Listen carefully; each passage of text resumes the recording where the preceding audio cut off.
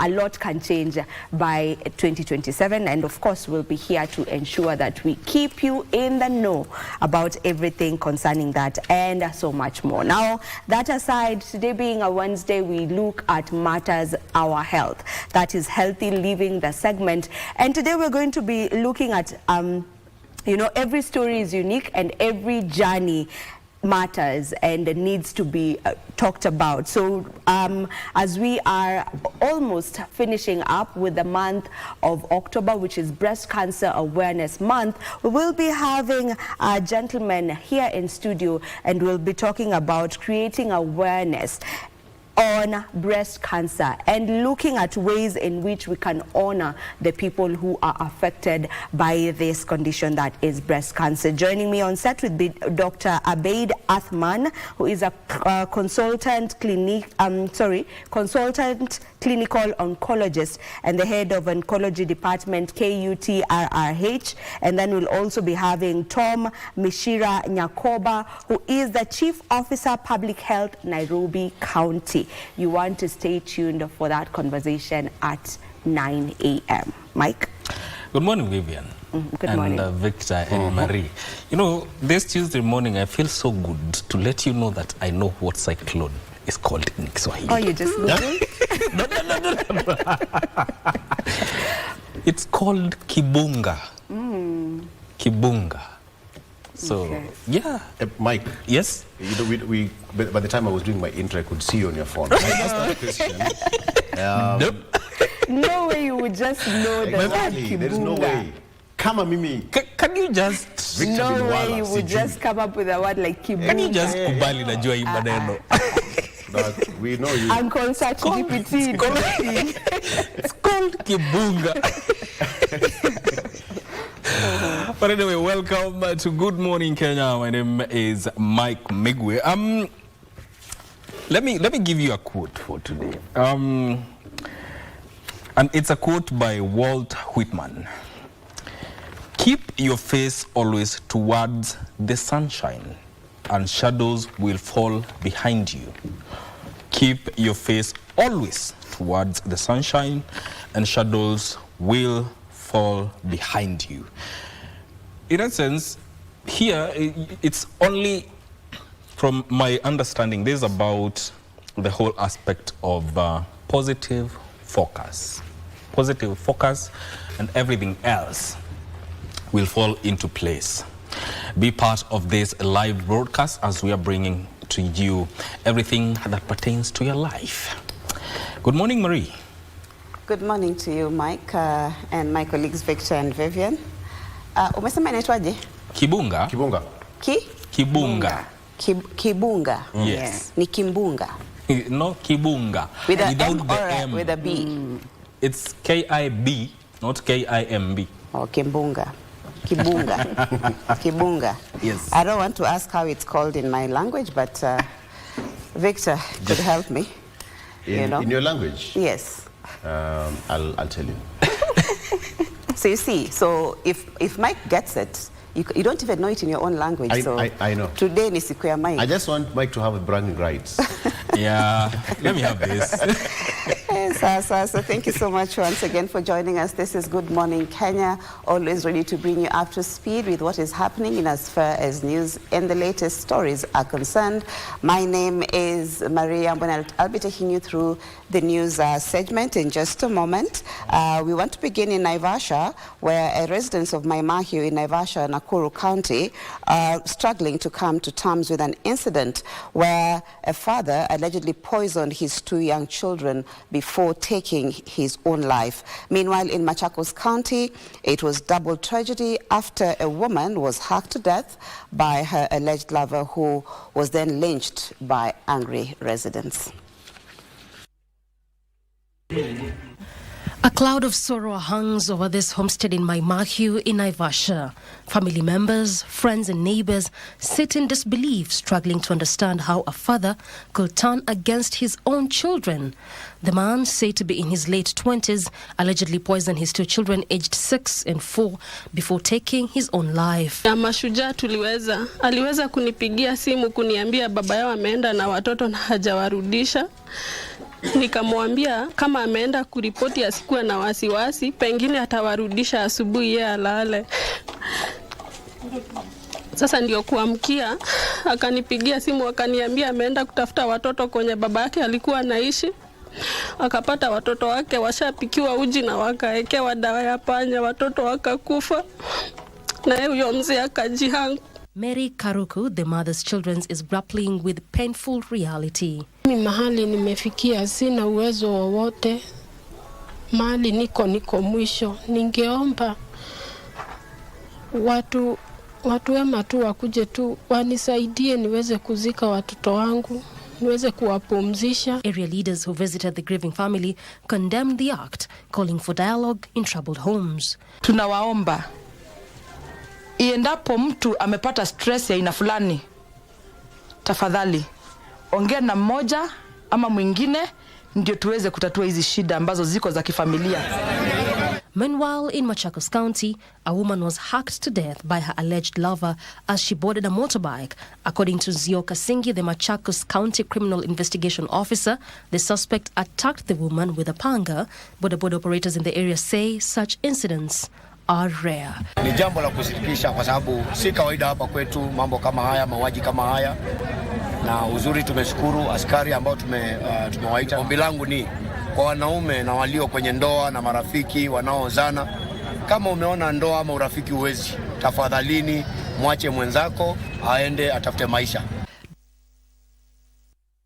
And the government has officially started work on restoring 33,000 hectares of Mau forest in an effort to protect the environment and create sustainable livelihoods for local communities. President William Ruto announced the launch of the restoration program, which aims to rehabilitate 3,000 hectares of the forest area to fully restore the entire 33 hectares within a decade. He stressed that the project is a collective effort involving not just the government but also local community and the private sector. At the event, more than 5,000 tree seedlings were planted, marking the first step in the long-term plan to restore Mau Forest. The project, the president said, isn't just about environmental restoration, it's also about improving the lives of local people. Hapa ndio mito karibu 12 inaanzia hapa Mau Forest. Na kwa sababu hiyo, katika ile mpango yetu ya kupanda miti Kenya, mpango ya kupanda miti bilioni 15, kati ya sehemu ambazo tutaweka kipao mbele ni msitu wa Mau. Alongside the tree planting, the government distributed pyrethrum plates, tea seedlings, milk coolers, beehives, and even set up a last-mile electricity connectivity project that will benefit over 3,500 households. Every year, we are going to do 3,000 hectares so that in 10 years, we will have restored 33,000 hectares of Mau forest so that we can continue to derive water resources, forest resources, and livelihoods for the residents of Nakuru County and for the people of Kenya in general. A key challenge in previous restoration efforts has been the shortage of seedlings. To address this, the National Youth Service and Kenya Forest Service will jointly establish 300 nurseries and 17 mega nurseries across the country. Every year, we are going to do 3,000 hectares so that in 10 years we will have restored 33,000 hectares of Mau forest. To protect the forest from illegal encroachment, a fence will be put up along its stretch in Narok. To matters education now, where 4 national assessments of learners pioneering the competency-based curriculum have commenced, involving 3.4 million learners across the country. Now, these are the Kenya Primary School Education Assessment, KBC, and grade 6, grade 6 that is, and the Kenya Junior School Education Assessment for grade 9, alongside the Kenya Intermediate Level Education Assessment for learners with special needs, and the Kenya Pre-Vocational Level Education Assessments for learners transitioning to vocational level. On Monday, Education Cabinet Secretary Julius Ogamba officiated the opening of the Kenya Junior School Education Assessments KGCEA, Kenya Primary School Education Assessment KPSEA, Kenya Intermediate Level Education Assessment KILEA, and Kenya Pre-Vocational Level Education Assessments KIPLEA at Letein Deputy County Commissioner's Office in Kericho County. Today marks a major milestone in our national education calendar as we officially launch the 2025 National Examination and Assessments season. We have a total of 3,428,729 candidates who will sit for various national assessments and examinations, which is the highest number in the Kenya history. This, as Basic Education Principal Secretary Julius Bitok assured candidates and parents of a smooth examination period. I want to tell the nation that as a ministry, as a state department, we have done our best to ensure that everything is ready. All the learners have been prepared. All the examinations have been prepared. They are ready, and this morning we are distributing them to different centers here. As the national assessments got underway, one student in Mwea East Sub-County, Kirinyaga County, is writing the exam from the Kenyatta National Hospital. One hardship case in Mwea East. The candidate is in Kenyatta Hospital, but the examination arrangements have already been done. Meanwhile, security across all national examination centers in Narok Central has been enhanced. Tuko na wanafunzi 5,391 ambao wako katika centers 136. Katika KGCEA tuko na wanafunzi 4,270 ambao wako katika centers 98. Kwa hivyo kwa jumla tuko na watahiniwa 12,010 na centers 160.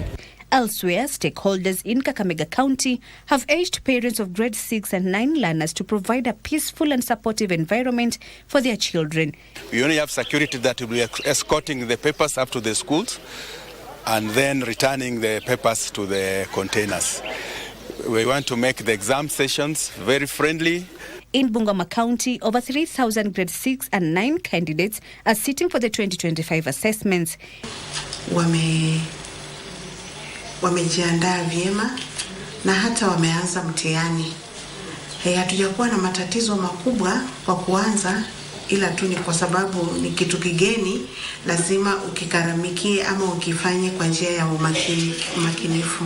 At the same time, grade 10 teachers convened for a workshop organized by Kakamega County Government and the Center for Mathematics, Science and Technology Education in Africa, Semastia. Teachers are being taken through what it is that they need to do, particularly to understand the curriculum, the basic education curriculum framework, to be able to understand the assessment, and to be able also to appreciate what it is that they need to do as they receive the children in January. Over 1.29 million learners in grade 6 will sit the Kenya Primary School Education Assessment KPSEA, while 1.13 million learners in grade 9 are writing the inaugural Kenya Junior School Education Assessment KGCEA that will determine placement in senior schools, previously known as high schools. Now, a section of members of parliament from West Pokot County, led by Pokot South legislator David Pukasing, is accusing the leadership of Turkana County of politicizing the insecurity issues along the border between the two counties. Addressing the media at Parliament buildings in Nairobi, the leaders decried what they termed as reversal of gains made so far in restoring peace along the common border. The members of Parliament regretted that over 18 people from Kachaliba constituency alone have died in the hands of bandits over the last 3 months.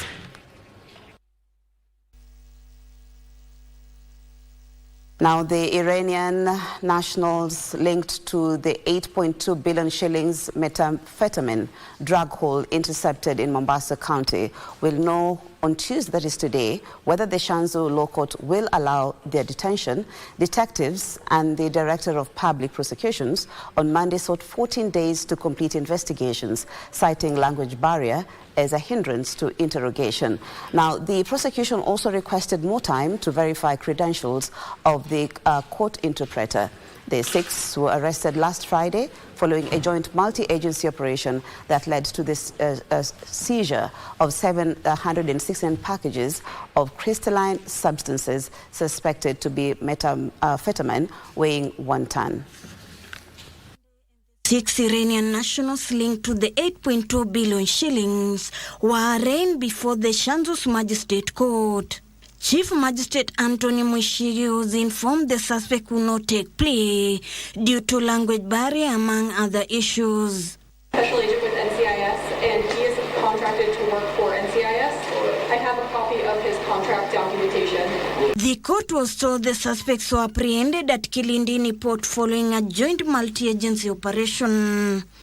This is after tracking a vessel found operating in the Indian Ocean about 600 kilometers off the Kenyan coast without proper identification. Border with Iran, because Iran is also a part of Pakistan. Prosecuting counsels Joseph Kimanthi and Anthony Musyoka requested for more time to verify the credentials of the court interpreter and to appoint an independent translator to ensure fair proceedings. Please have all the documents that are required to be able to qualify you as a person who can be able to interpret for us. Yes, my Honor. The essence is to ensure that they are following the proceedings, and that we are also understanding what it is that they are saying, so that there is no bias. The Chief Magistrate ordered the suspect to remain in custody at the Port Police Station pending further directions on Tuesday, October 28, 2025. We'll mention the matter tomorrow so that we can verify your documentation, and for the court administrator to be able to source an Iranian Balochi interpreter. If we get one, well and good. If we are able to verify your documentation, then better. Now, Kenya is modernizing ports to enhance trade. Transport Principal Secretary Mohamed Dagar says ongoing construction of Berth 19B at the port of Mombasa, which is at 19% complete, aims at increasing container capacity at the facility. Handled 32.86 million metric tons of cargo during the first 9 months of this year, up from 29.97 million tons during the same period last year, representing a 9.6% increase. The government says modernization of ports is being undertaken to increase container capacity. Transport Principal Secretary cites ongoing construction of 2 berths, comprising Berth 19B at the Port of Mombasa and another one at Dongo Kundu Special Economic Zone. We are deepening, straightening and strengthening existing berths that are there.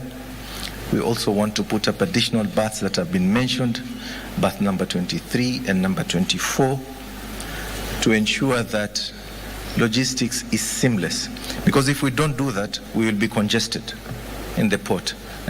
The PS says resolving non-tariff barriers and expanding transport infrastructure to neighboring landlocked countries are key to facilitating trade. I was going through your brochure. I saw that you want to reduce the NTBs by 90%. We had a meeting in Tanzania the last 3 weeks to discuss particularly this matter, but we also want to make sure that our roads transportation system is upgraded and reflects to the modern infrastructure that is very much needed. The 2-day summit is being held at a time when the global logistics landscape is rapidly embracing new technologies to boost efficiency. With these impressive numbers, our resolve is to work closely with each stakeholder to further enhance our efficiency and productivity. The world is embracing artificial intelligence, automation, data-driven systems, and digital trade platforms, redefining how goods move, how ports operate, and how supply chains function. We all know the challenges, but we also know the potential that lies ahead if we work as one. Because our strength as a sector lies not in competition, but in collaboration. The Kenya Ports Authority is upgrading its terminal operating system to onboard new features such as automated gate systems, equipment positioning systems, and barcoding systems. The Rift Valley National Polytechnic has rolled out a 1.3 billion shillings geothermal power project with support from the African Union. The project is being implemented in 2 phases, as Dutamo Kame now tells us. Kenya currently ranks 7th globally and first in Africa in geothermal generation, producing 950 megawatts. To fully tap into the geothermal potential, the Rift Valley National Polytechnic has initiated a project seeking to increase electricity generation from geothermal sources. Therefore, when we go to drill geothermal for direct use, we will be able to sell to companies to utilize the geothermal power directly. And that will be done through what we normally call industrial park. The first phase, costing 182 million shillings, will focus on surface studies under the Geothermal Risk Mitigation Facility, with the African Union financing 80% of the total cost. The second phase, valued at 1.2 billion shillings, will harness geothermal resources to power industries at an adjacent industrial park, offering manufacturers low-cost steam energy for production. Listening to the industries is earning for the college. Then we sell the geothermal power to them and we earn as a college. So it will be an IGA where the college will be earning approximately 200 million a year. The project integrates training for students through a dual technical and vocational education training model that combines classroom learning with real-world geothermal practice. We will be able to link our trainees into the industry, and we train so that we are able to train our students on utilization of the direct utilization of geothermal power. Ndutamo Kami for Prime. Thank you, Ndutamo Kami, for that report. I look at sports now, where Nairobi United have etched their name into Kenyan football history after qualifying for the CAF Confederation Cup group stage on their very first attempt. Now, the newcomers turned Tunisia's Etoile Sportive du Sahel, winning 7-6 in a tense penalty shootout following a 2-2 aggregate draw over 2 legs. The team qualified for the continental competition after winning the 2025 Mozartbet Cup, a triumph that completed a remarkable season in which they also earned promotion to the SportPesa Premier League. It was a campaign to remember for the rising side, who secured a rare domestic double by clinching both the National Super League title and the Mozartbet Cup. With Kenya Police FC bowing out of the CAF Champions League, Nairobi United now carry the nation's hope as Kenya's only representatives on the continental stage this season.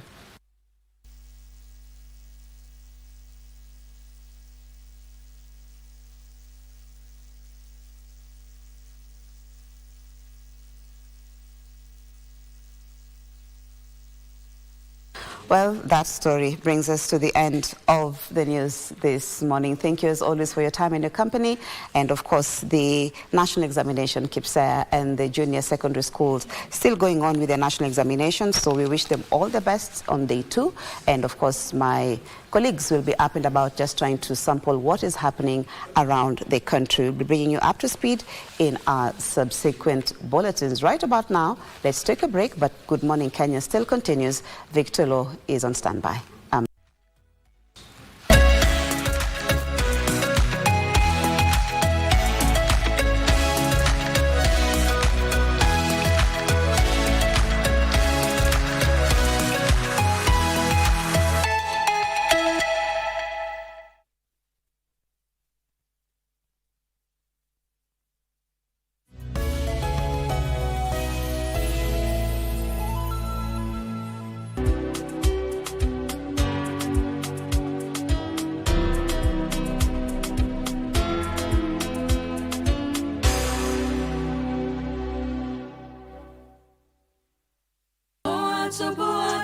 Nilikuwa nimekosa kosa gani ndio anishike?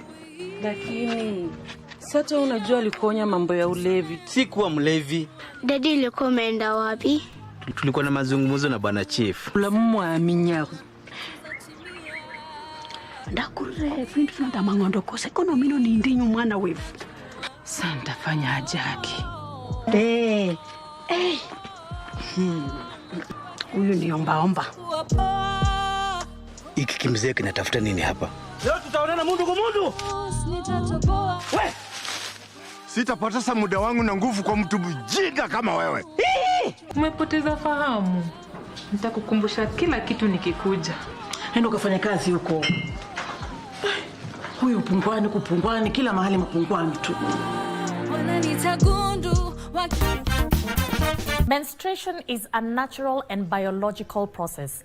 Yet for so many women around the world, it is still covered in silence, shame and stigma. Our main educators are mothers. So once we start removing the stigma right from a young age, the girls, and they'll learn that this is normal, they will continue that with their children, their children's children, and the stigma will disappear. Traditionally, cycle had a meaning. It had a very spiritual meaning. Yes. It had a physical meaning. It was a start of a new thing, a new moon, a new cycle. So it was so informative. So it is not just about whether you're in pain. It is also about how am I mentally when I'm there and having my cycle. It's usually how you're supposed to cover it instead how you're supposed to celebrate it. Me kwanza, I'm encouraging mothers, when your girl gets menstrual, go get an ice cream, celebrate it like it's a trophy. It's power for women.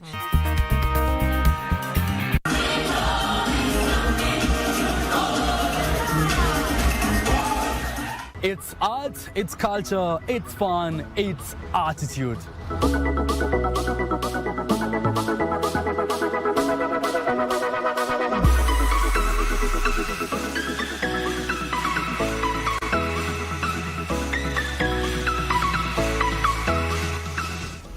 As you can see with me, I have this handkerchief. And is it really a handkerchief or is it?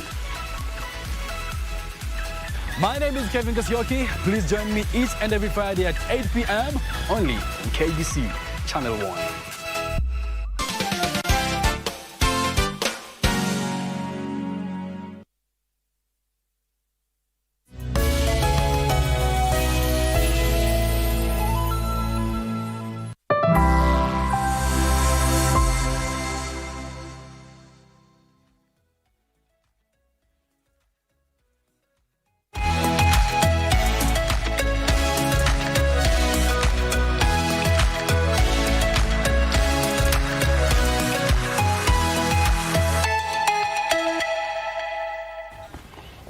Great, welcome back. It's now 5 minutes past 7 a.m. Good morning, welcome back to the program. Today being a Tuesday, the beautiful date of 28th, 2025, it's the month of October.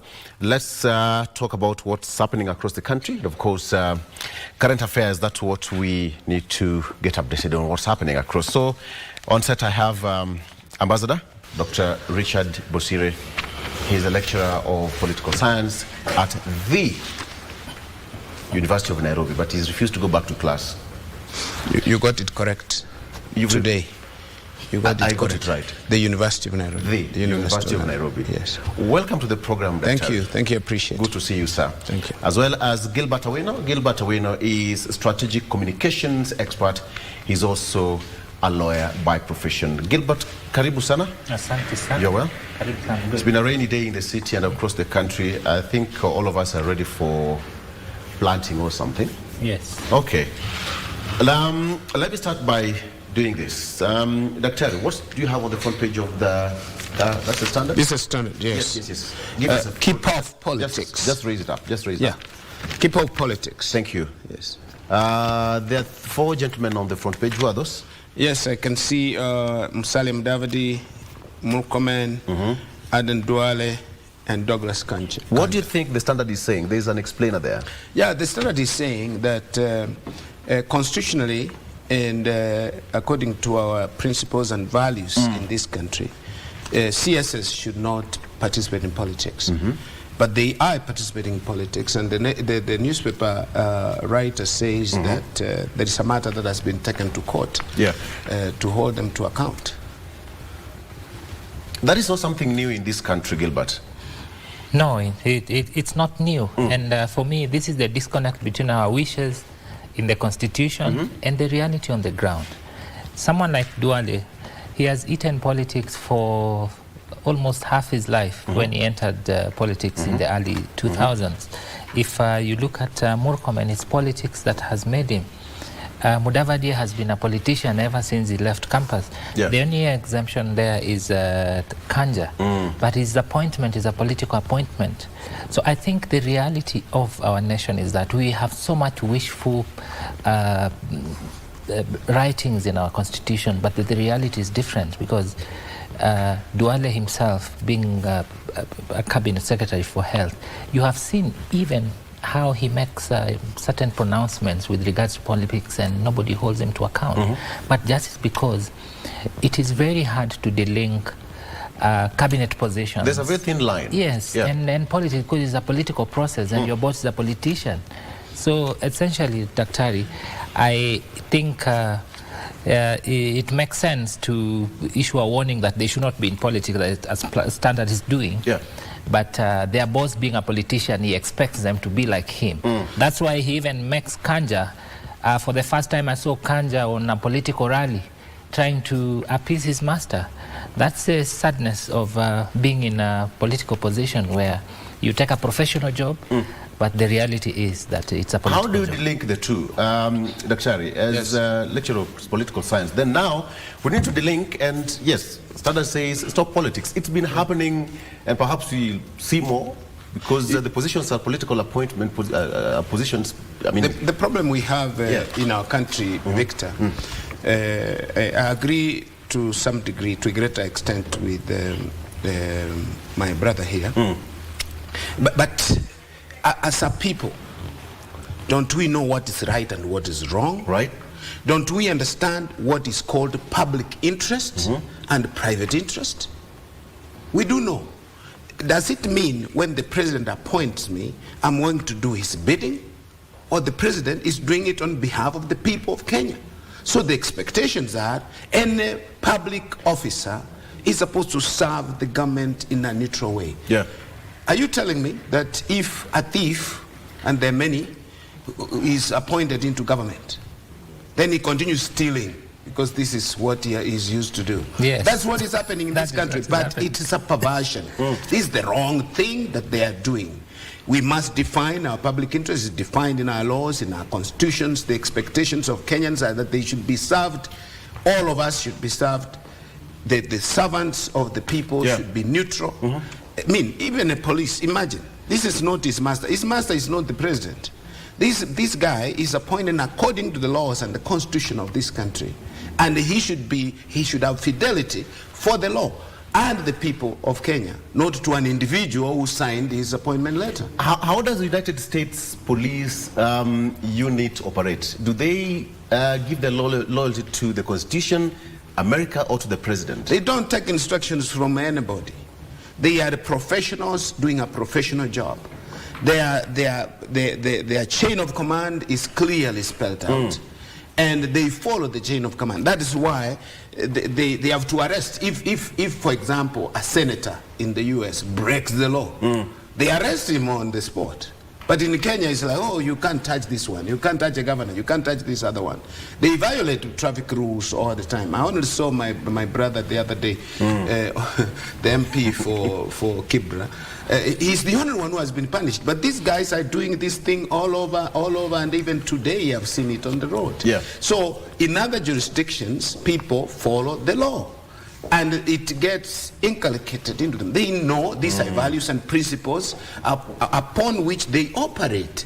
But in our country, it's like if there's a big man passing, then you open traffic quickly for the big man to pass.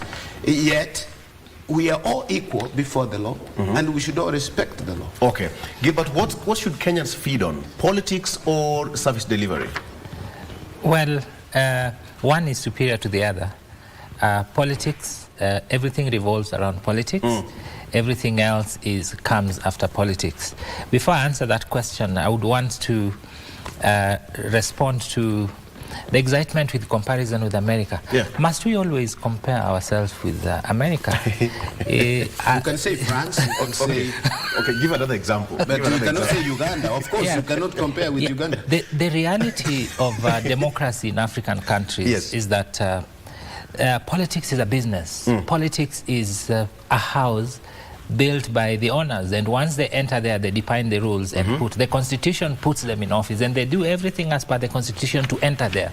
As soon as they enter there, we worked hard to be here. This is our house. You play by the rules. In as far as service delivery and politics, which one really matters? Of course, politics matters, because politics, as Mwalimu will tell you, is who gets what, where. It is politics that does the subdivision. It is the politics that even makes the law.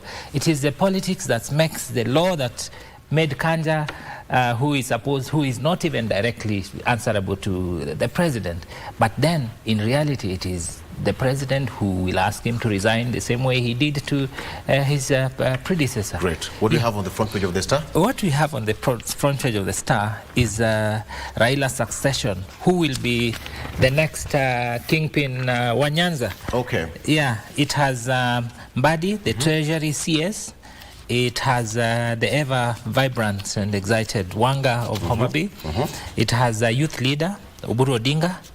It also has my friend Opio Wandai, and the gentleman who has been receiving most arrows from ODM, Embakasi East MP, Babu Owino. Yes. Hold that thought. I'll come back to that newspaper later. On the front page of the Daily Nation, Trump aid freeze triggers HIV crisis.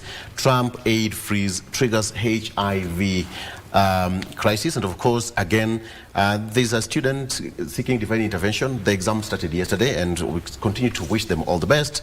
All right. And it says that the shutdown of the U.S. Agency for International Development disrupts healthcare plan that is here.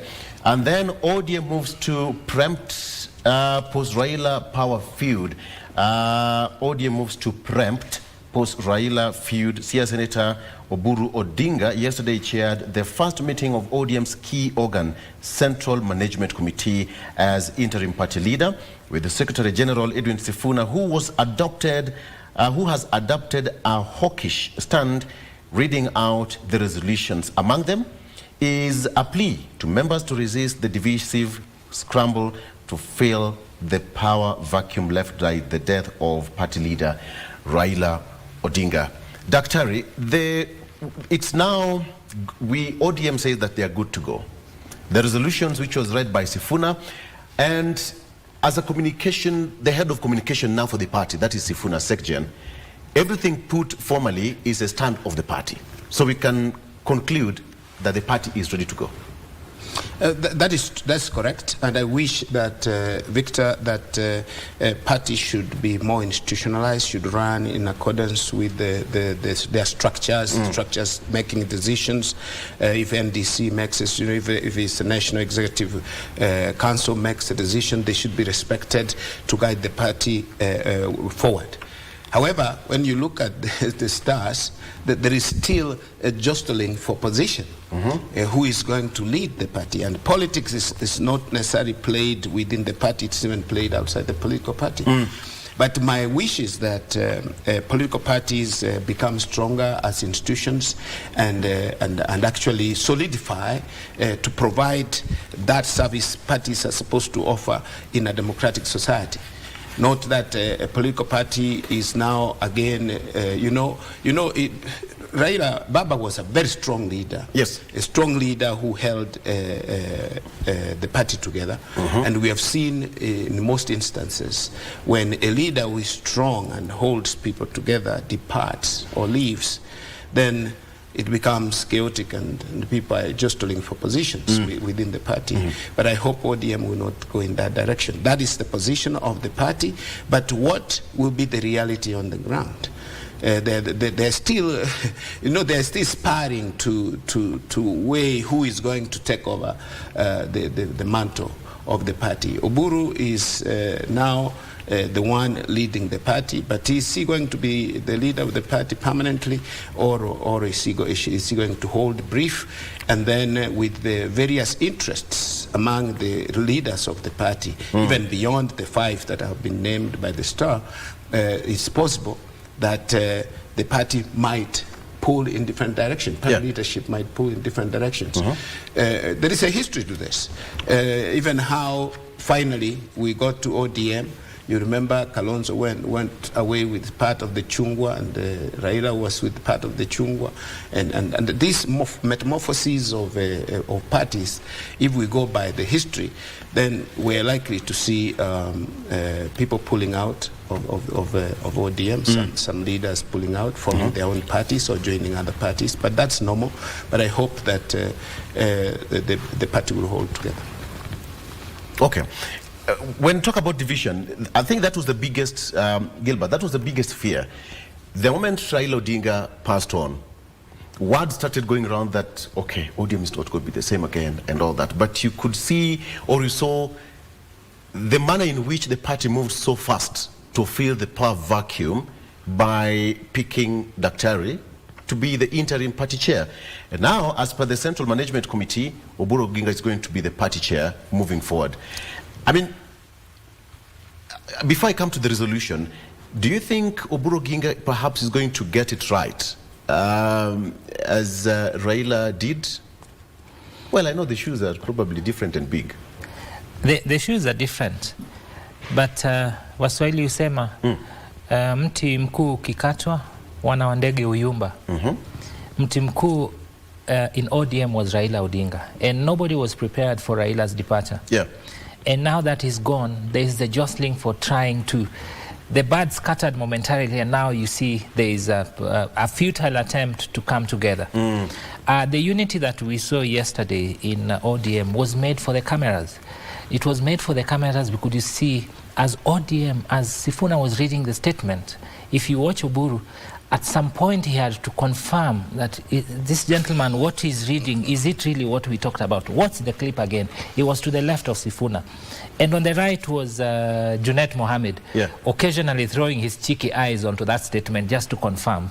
And you could see the body language of Edwin Sifuna, particularly when he started reading the statement. He gained his composure towards the end when there were issues like, now we are in this because we agreed that we will support you until 2027. When he started mentioning the NADCO requirements, that they said this coalition is going to implement the NADCO report, some of which will not be implemented by the departure of Raila Odinga. For example, the creation of the opposition, office of the leader of opposition, that was particularly crafted for to accommodate Raila Odinga. Now that is normal, I don't think part of the NADCO report will be fulfilled. Now, looking at ODM at this point, on your question as to whether Oburu will be an effective leader, Oburu had made his position known from the outset. In fact, even before Raila entered into a formal coalition with, I'm saying Raila because ODM was Raila and Raila is ODM. Everybody else, that's why they said when Baba says we go left, we go left. If Baba says we go right, we go right. So as to whether Oburu will be an effective leader or not, that is for time to tell. I do not want to be the first one to write him off. But you can be sure ODM will have so many heads. You will have William Ruto being the head of ODM. You will have, yes, William Ruto will be the head of, because he said at the barrio that he will not allow people to destroy the party. You will have Oburu being the head of ODM. You will have Ida Odinga being the head of ODM. And you will have the Fasti, Winnie Odinga, also being the head of ODM. And ultimately, ODM has to stay together because William Ruto wants ODM together, because that is when it will have the ultimate value of the collective basket that comes from a strong political party. If it goes in different directions, then it makes no sense to be in bed with this political party. That is why there's some hope in that regard, because then there will be a lot of propping so that this child does not die before term, so that then after 2027, if he wins elections, then he will be free now to form coalition. But I think the biggest bit of it, as you said, that Sifuna's composure improved towards the end. And this was actually necessitated by the fact that they all agreed that they're going to stay in the broad-based government until 2027. The keyword is until. Why was staying in the broad-based government a big issue, either to stay or to chicken out? Yeah, go ahead. Why it was a big issue is because it has been the point of departure for different factions within ODM. There are those who have been overly excited and saying they are pro-two terms within ODM. And Wanga has been one of them, and Mbadi has been one of them, Oburu has been one of them. Yeah. But the last public engagement that Raila had with the ODM officials, he actually said, that's why Sifuna was saying, who told you? And he repeated, who told you? Because Baba said that we are in this coalition until 2027. After that, please do, in fact, he said, do not commit to the party to the position that we have not taken as one. But of course, being in government comes with its share of bread basket, buttered for that matter, with all the ingredients you think of. So people who are looking for political comfort to be able to run their campaigns, certainly they will be happy to be on Ruto's side. But I see things not moving in the right direction because ultimately, before 2027, the reality will dawn on people that really... Dr. Again, the big issue here is, again, you know, they've been saying that ODM is the biggest party in Kenya. Yes. All right. So having a candidate in 2027 is a big issue. And why is it a big issue as well that for them to stay in the broad-based government until 2027, why was it a big issue here? Perhaps they want to be faithful to the Nadico report and also to... And that's also part of the resolutions they made, that they're going to chart. Promises. Yes. Their own promises. Perhaps is being faithful to their own promises. But, you know, politics being what it is, this might be a pronouncement to keep the House together for the moment. That this is what unites us. We shall continue with what Baba's aspirations were. But I would also add and say, when I watched Baba's body language, it was like Baba still remained faithful to supporting the cause of the people. Even the NADCO report, he was looking at things that are affecting the people. He was supporting devolution strongly, which is, of course, as you know, the current government does not fully support devolution.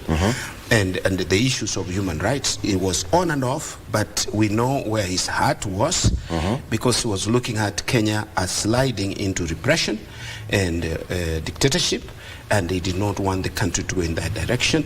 And I hope that the leadership, Oburu and the leadership of ODM will be privy to this and should be faithful to the wishes of Baba, especially what he lived by.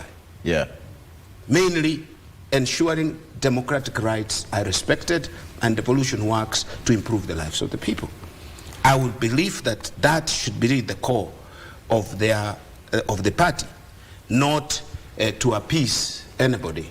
Like, you know, the issue of saying, oh, we came together so that we can maintain national unity or to have Kenya to be peaceful. It's important. Peace is important, Victor. But peace is not an end in itself. The government has to deliver. Peace is a context within which government should deliver and change the lives or transform lives of its citizens. So perhaps ODM needs to think critically, the leadership of ODM needs to think critically and see what is really the focus. Staying in that government is one thing, but staying on the course of the interests of the public, the Kenyan public, is another thing. So they should ensure that the end is to ensure that Kenya becomes better, transformation takes place, education is supported, financing education, it becomes a reality, things like those. Healthcare system changes or improves.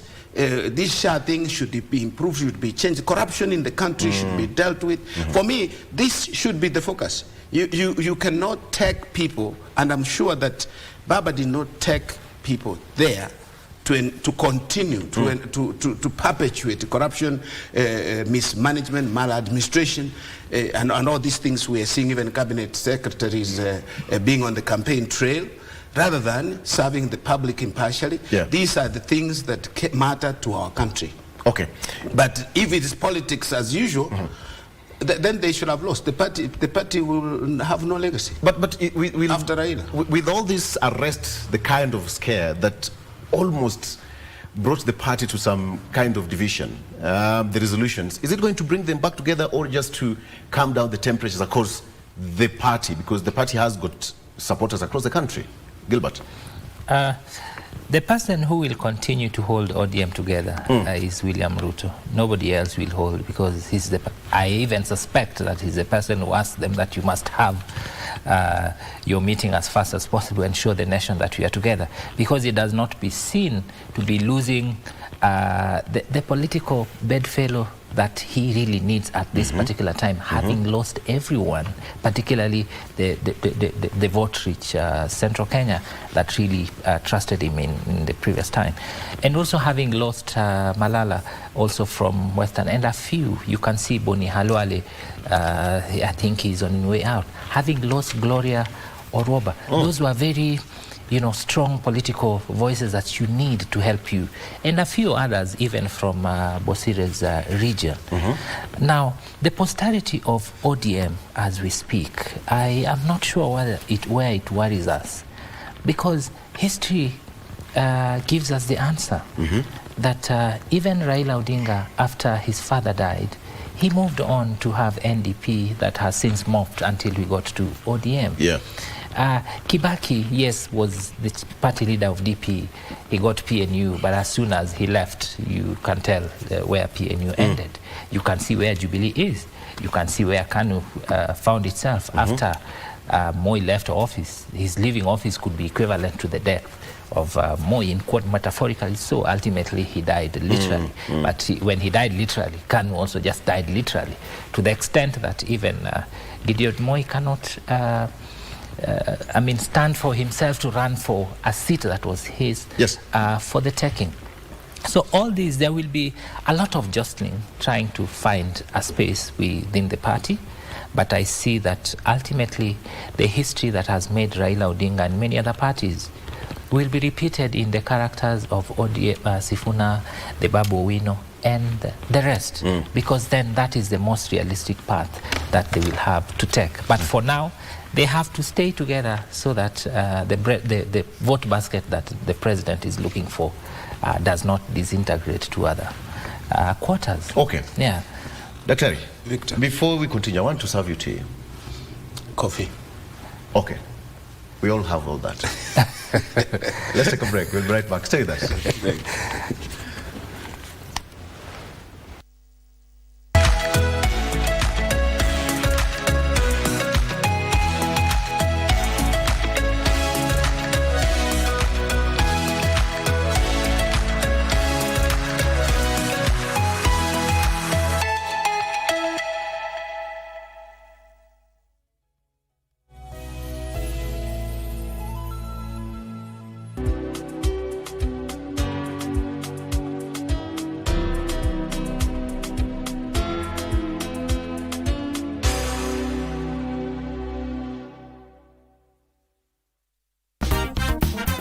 Menstruation is a natural and biological process. Yet for so many women around the world, it is still covered in silence, shame, and stigma. Our main educators are mothers. So once we start removing the stigma right from a young age, the girls, and they learn that this is normal, they will continue that with their children, their children's children, and the stigma will disappear. Traditionally, cycle had a meaning. It had a very spiritual meaning. Yes. It had a physical meaning. It was a start of a new thing, a new moon, a new cycle. So it was so informative. So it is not just about whether you're in pain. It is also about how am I mentally when I'm there and having my cycle. It's usually how you're supposed to cover it instead how you're supposed to celebrate it. Me kwanza, I'm encouraging mothers, when your girl gets menstrual, go get an ice cream, celebrate it like it's a trophy. It's power for women. Friday night again. Greetings in the name of the Most High, Jah Rastafari. My good name is Marley Moses, the positive warrior, alongside... Yes, sir, DJ D-Rage, the baddest. Each and every Wednesday from 10 p.m. on KBC Channel 1 TV. Tunakuletea the biggest reggae party in 254 in a yard extra. Extra niceness of reggae music. Extra dose of entertainment. When the thing is nice, we have to do it twice.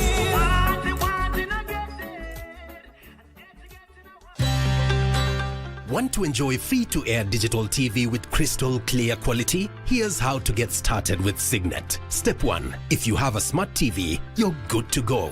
Next, connect the aerial to your TV. Now, do an auto search on your TV. Just follow the prompts on the screen. And that's it. You're now tuned in to Signet. Sit back and enjoy a wide range of free-to-air digital channels. For technical inquiries, call the Signet hotline on 0770 572 656.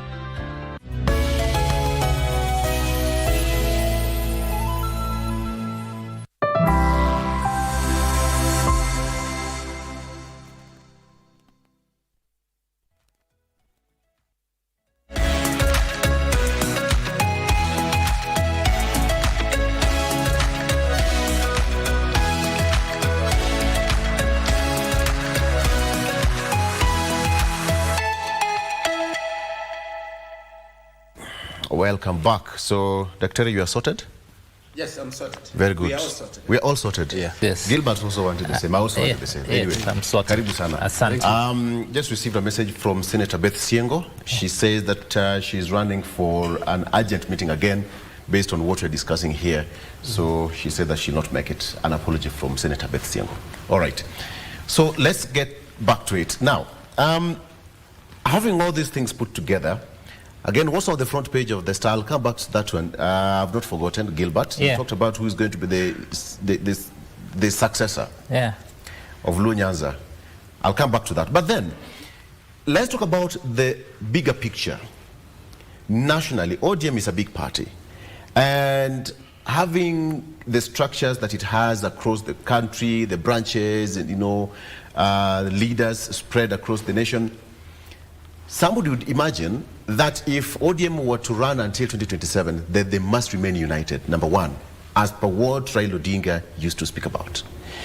But the division scare that we saw perhaps is sending some mixed signals to Wanjiku, to the leaders who are aspiring.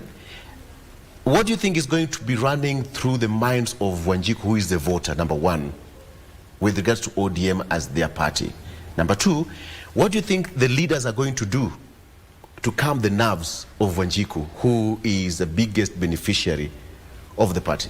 Doctor, you want to take that? Yes. Go ahead. I wanted to respond also to what my brother here said earlier regarding President Ruto not going just to watch the party disintegrate.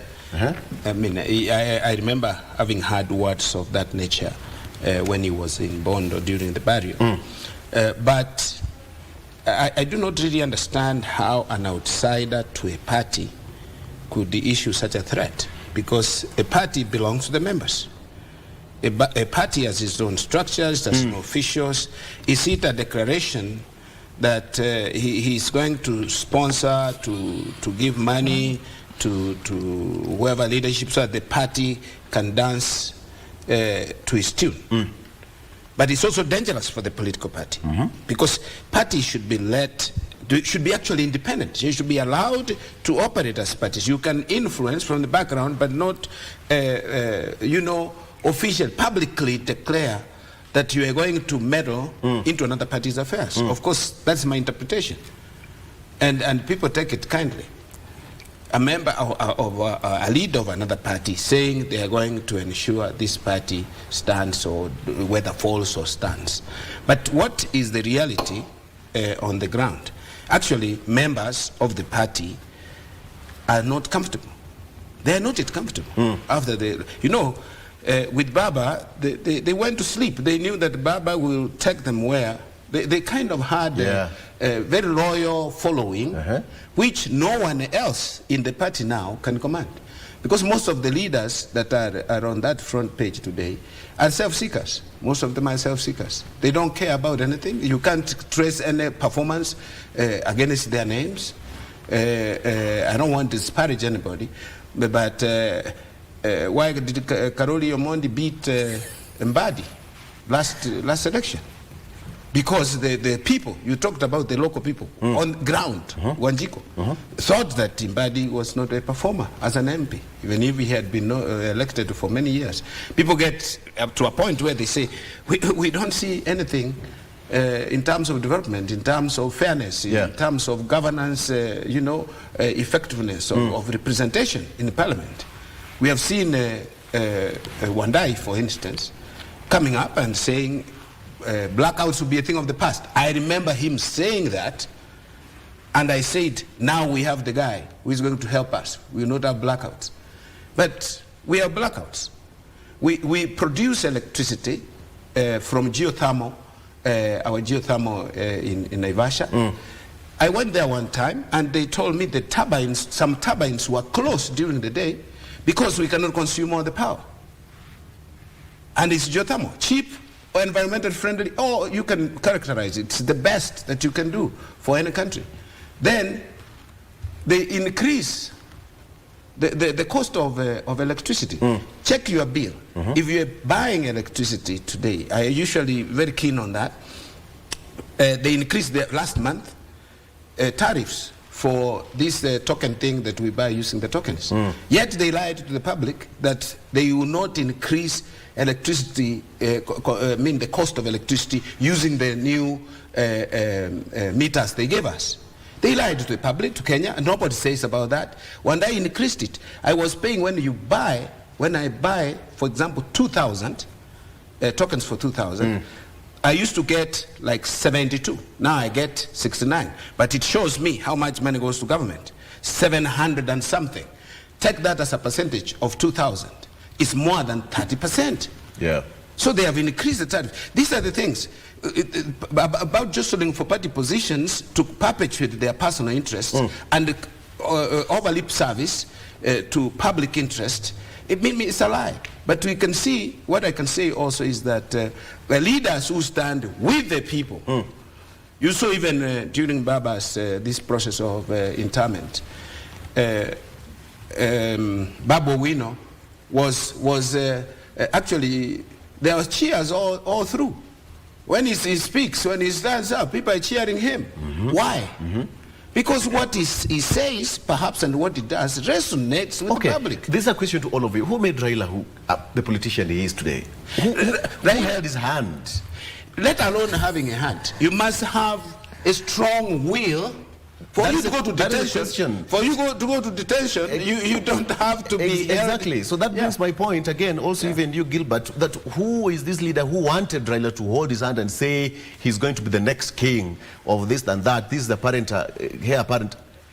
Who made him? He didn't do it. Yeah, and he knew it. That is why he didn't bother grooming anyone. Why? Because he said, you're a man like me. Yes. If you want to rise, go fight for it. So you go fight for it. Yeah. And all these people around him, with the exemption of Wanga, for example, and maybe Opiyo Wandayi, Anyang' Nyong'o tried fighting him for the longest. He lost the fight. Orengo did. Orengo did the same. He lost. And many other people around him tried. Ultimately, they say this guy is the king. On the question of whether there will be value for what will the citizens think, there will be three critical masses around the new formation in ODM. One, there is the group that is so happy with the glamour around Raila's barrio, says he has dignified our man. And clearly, what he has done has never been done. It was not even done to the vice president then, Jaramogi Oginga Odinga. And to some extent, there are those who are pleased with that. There are also those who are saying that I used to vote for you because of Baba. Now that Baba is no more, I do not know who I will vote for. I will judge you on the basis of your performance. Yeah. But that's with regards to Wanjiku's thinking. Yes, Wanjiku's thinking. Okay. Lastly, there's also a critical mass within the ODM base that is saying, who really has been ODM's friend? If you look at building of the coalition arrangements, your friend is the person who gives you the highest number of votes you want. And if you look at from 2013 up to 2025, when Raila from CORD to NASA, then to Azimio, the person who has consistently been giving Raila the votes is Kalonzo Musyoka. And they're saying, why it is time, this guy really stood with you. In fact, my mother used to say, this Kamba man has stayed with Raila. I think he's the one when it comes to voting. We need to say thank you for what he has done. Yes, so there are three critical masses that you will have. I think for now, the voters usually wait for politicians to make their decision, and then they will fall in the brackets of those divisions. We wait to see what really would happen. Okay, that is Wanjiku's thinking. Doctor, what I love the way he's broken into three categories. But let's pick one. Wanjiku thinking, okay, you've been with our son or with our candidate for far too long. So it's our time kurudisha mkono. But we've seen him, the gentleman, quite silent for some time. He's not in the picture. I'm talking about Honorable Kalonzo Musyoka. Kalonzo, I think he has been out there. He was even in Bondo. I saw him. He was in Kasarani. Kalonzo is a fine man. I would say he's a fine man. He's a fine leader. He has been there. Rarely could you say Kalonzo is involved in corruption and all these things. Of course, as a politician, he has his own shortfalls, and I'm not here to vouch for him. But he has been out and saying he is the candidate. Many could say about this. Many politicians could say about this. He stood with Baba, of course, for many years. And they were together, even the ODM, the original ODM. But what does Wanjiku need today? Yes. For me, what we need today as a country, and perhaps this will feed into ODM's strategy and what they're thinking about the leadership and all that. Kenya is facing serious governance issues. Serious governance issues. Even if I would just mention the CSS, imagine a police, the IG making political statements. Honestly, Kenya is sinking. The chief of defense forces also made a political statement, and since he was told, you do your barrack stuff, and he's not spoken about it anymore. And it doesn't appear. But there are governance issues, the cost of living. Baba struggled with that. He did not fix it. I think this should be the agenda of ODM to push forward. This is the agenda of the Kenyan people. We are seeing education suffering. Like now, university workers have been out, where I'm included, for the last 5 weeks. This is the 6th week. They're starting tomorrow.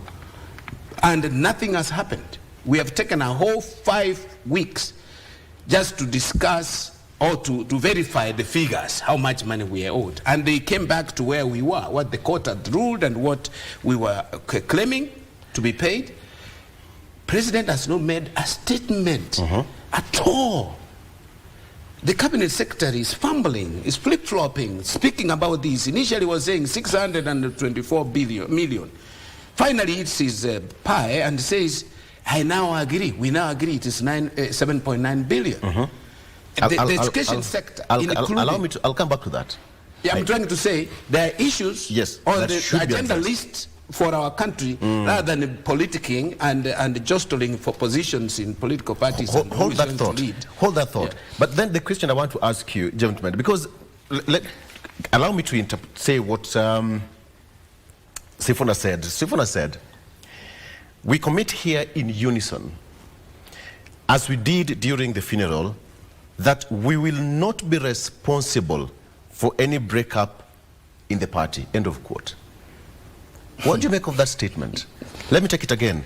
We commit here in unison, as we did during the funeral, that we will not be responsible for any breakup in the party. Who is the we? Exactly. Who is the we? Exactly. I agree with what... the Central Management Committee. No, it is not. That statement was read. Then who will, if they are not? Who will? They want to manage the party. That statement, because when I read that statement, I could see the input of what Otsotsi said. Actually, it is Osotsi who made reference to the 10-point agenda, the NADCO report, that Raila really stood for. And I could see part of that statement had been, part of that thinking had, towards the end, had been put in ODM. When they were saying, cheekily, when Sifuna was saying we, actually Sifuna was saying that me, who has been seen as a renegade. In fact, at the funeral, he even said, you have seen, even in the face of, you know, unprecedented attacks, you have seen the things that have happened to people like us, for actually standing for what Baba had wanted this coalition to achieve. So when Sifuna says we, Sifuna says, myself, who you have been saying that I'm the renegade, I stand for what Baba stood for in this party before he died.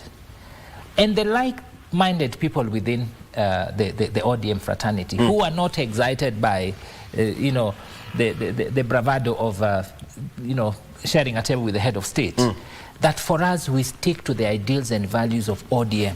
If ODM breaks, we, the people you refer to as renegades, will not be responsible. You, some of you who are reading this statement here as I speak, perhaps you're the people who will break. That, to me, is the interpretation of what... That is the interpretation. That, yeah, yeah. I mean, I agree because I was asking, when you say we, are you talking about you as the leaders of the party?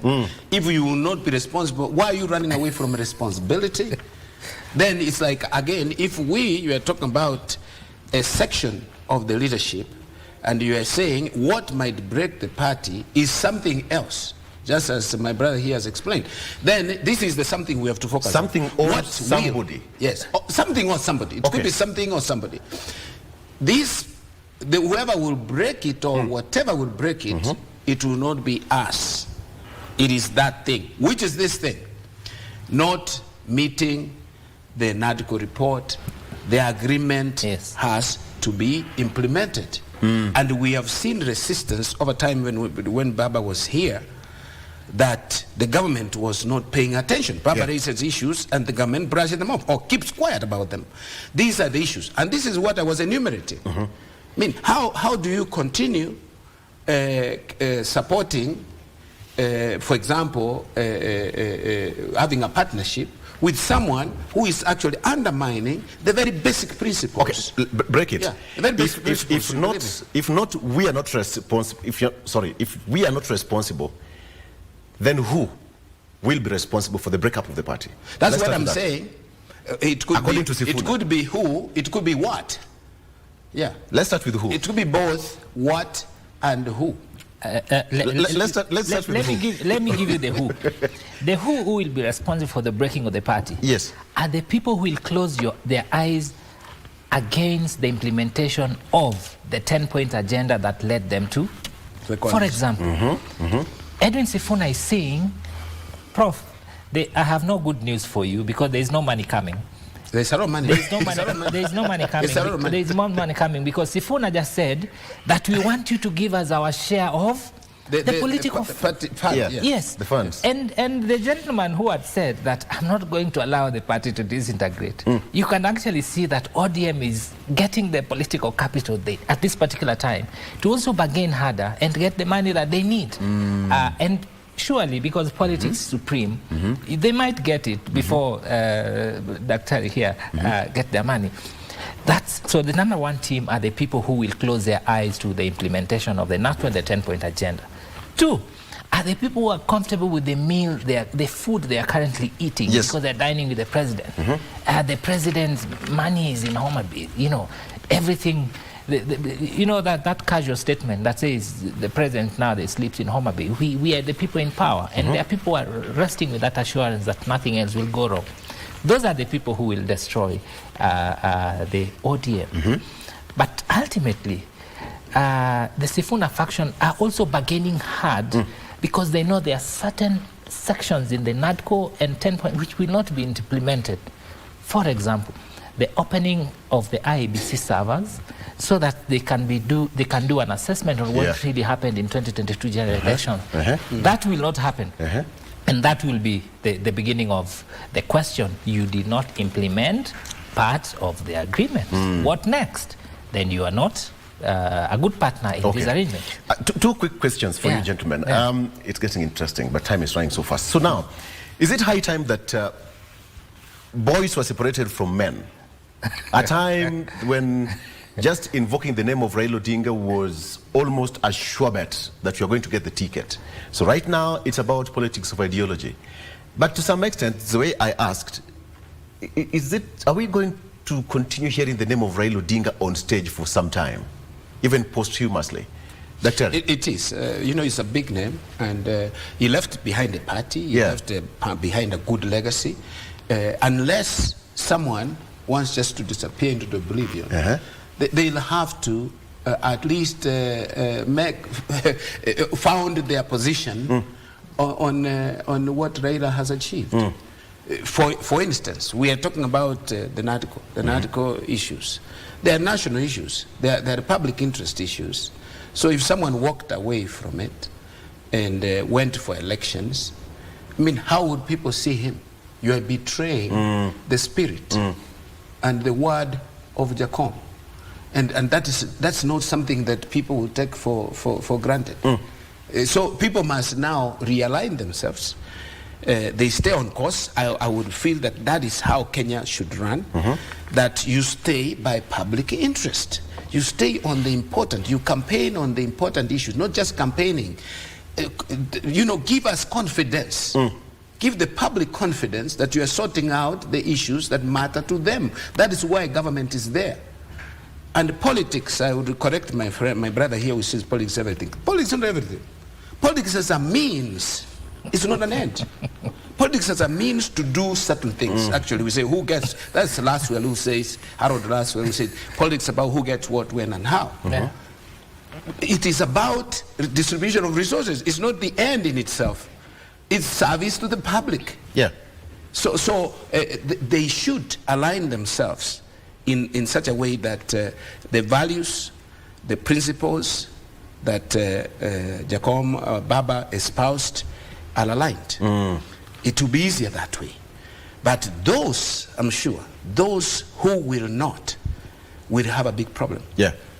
Now this is the time people would assess individuals not on the basis of aligning with Baba, or Baba said, to you demonstrating that actually you are capable and you have the wherewithal to be able to deliver to the public. I hope the public will be that rational, not to be poisoned with money and then they lose their mind and make decisions that otherwise they would have not made. I thank Daktari for hoping for the best for Kenya. The superiority of politics has been time tested. Everything else revolves around political process. Before you elect a leader, you go through a political process. Before they're elected put in a particular office, it is the political interest that really comes into play, so that all these things, including the lawmaking process by the legislator, they are politicians, and if everything we are talking about a country of governance, then we are talking about a country of governance through laws that have been made in Parliament. That's what I'm saying. It becomes a means. No, it becomes a means to achieve something else. We don't do the politics and end there that we have won the politics, but you have won elections to do something. That's what I'm saying. It's a means towards an end. So the end is public service. So it's a further. Even the laws. It's a further to all these things that we are saying, Victor. Now, in terms of separation of the boys from, you refer to it, the boys from and men, and the boys from and men. Don't forget there are also women, so maybe separation of boys, men, and girls, and forever. There will be a natural attrition process because Baba died suddenly. We never had a period of absence of Baba for so long that led people to speculate. Of course, there are people who are saying that they really do not know whether Baba died here or wherever. There are many theories going around. But the fact is, Baba died unexpectedly. And therefore, people will mourn for a while. As a result of mourning, that will guarantee a certain level of longevity for ODM in its strongholds as they think about who then would naturally, override this kind of interest.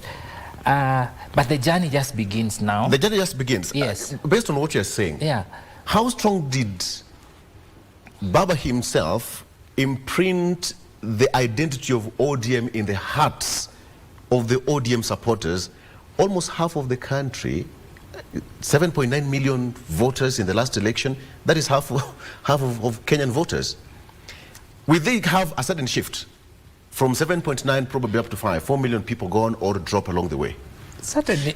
There was, Baba had his own charisma, I would say. He was a more charismatic of a leader. And people followed him, not the party.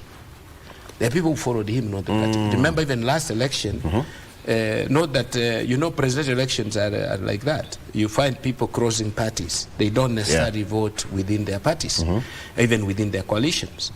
We have no restraint. We have no guardrails that can make people not to vote another party, like in other countries. So he got votes that directly went to him because of him being who he is, what he has been fighting for, what he has stood for in this country for the longest that we have known him as a politician. So ODM also has its members, and I'm telling you, even during the elections, I can give an example of the governors. The governors, when they were electing a governors, people from different parties again voted for governors. Note that it is an indicator that ODM is, for example, in Kisii, that ODM is is 80%, for example, or 70% ODM. Yeah. That cannot be the gauge. The best to say, the best I could say is Baba had his own votes, not as an ODM, but as a charismatic leader who has fought for the rights of Kenyans for the longest. And therefore he got. Now, being out of the equation, so to speak, or having rested, definitely there will be a shift in the way people would vote. ODM will not, whichever leader ODM fronts as a presidential candidate, he will not be as competitive as Baba was. And Baba has won elections. I'm not going to hide this. It's known. People have refused to open servers for us to know the truth. And when people hide the truth, then the speculation becomes the truth. Okay. So 2007, for sure. 2013, 2017, there was a court that, did whatever they did. What perhaps ODM could do is to have a strong coalition with other parties, because they say they want to be in the next government. It doesn't have to be the current government. It depends on how, of course, I've seen this current government has been so insensitive to public interest. So to stay with the ideals that Baba stood for, they have to have a coalition with parties that actually would deliver to the interests of this country and ensure democracy, human rights, and all these things are respected. Constitutionalism becomes the only game in town, so that Kenyans will benefit from our political developments over time. You want to say something? Yes, the vote basket for ODM will go down certainly, because as the Don says, people are voting for Raila as a brand, not as a party. If Baba took UDA, all those people would become UDA, and Ruto took ODM. And that was also to the people who got holding someone's hand was more of divinity. It was more of an anointment. Yes, because people used to feel that this gentleman has been mistreated so much. He's a savior. At some point, I think they called him savior. He's the person who can change Kenya, and people believed that if he ascended to that seat, things would be different, because you could see the things that he's been able to do, including this is a national broadcast and it belongs to the government. But see the freedom that people have here to even critically examine the government without fear of many things that you could have experienced, and many others. So definitely that from 7, the millions that he had will certainly come down.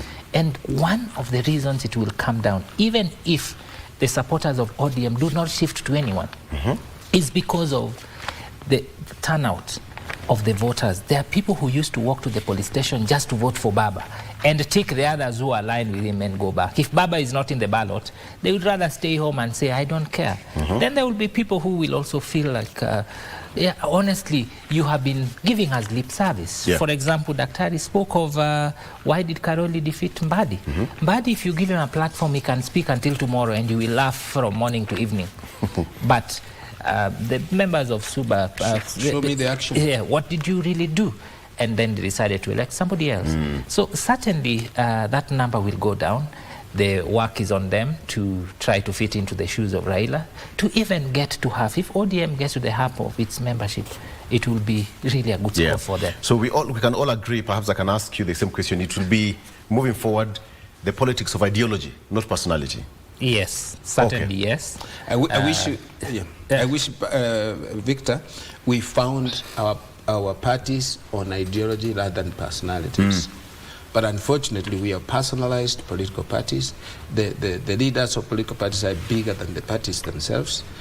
We have also undermined political parties. We talked about the funding the political parties are not getting. Why should anybody do that? Because they want to undermine democracy.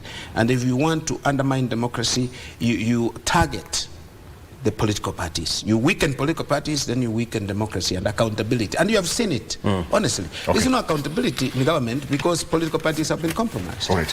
Actually, I'm told that we need to wind up. But the question I want to ask you, Gilbert, I'm so sorry, we're not going to discuss about, let's save this for another day. The succession politics, it's quite delicate and how it's going to be. But now, Daktari, 6 weeks out, yes. When are you going back to class? I wish you could ask government and maybe they're listening that you are asking this question. You had a court case, was it last week? It's not us. Let me say this quickly. We gave a strike notice because the government had reneged on paying our arrears for 2021, 2025 CBA. And these were the newest. Then we said, okay, you guys pay us the arrears ordered by the court in early this year. Now, the government did not respond. We said now we put it part of the strike. 7.9 billion Kenya shillings. The government disputes and says, no, it's not that amount. And they go to court. And you know the nature of government is they rush to court at the last minute to stop a strike, not to pay workers. I wish they would pay workers to forestall strikes. We have been 5 weeks, actually this is the 6th week, and nothing has happened. They have only verified. Friday, we were in Machakos, where they did their verification alone as the Ministry of Education, Treasury, and SRC.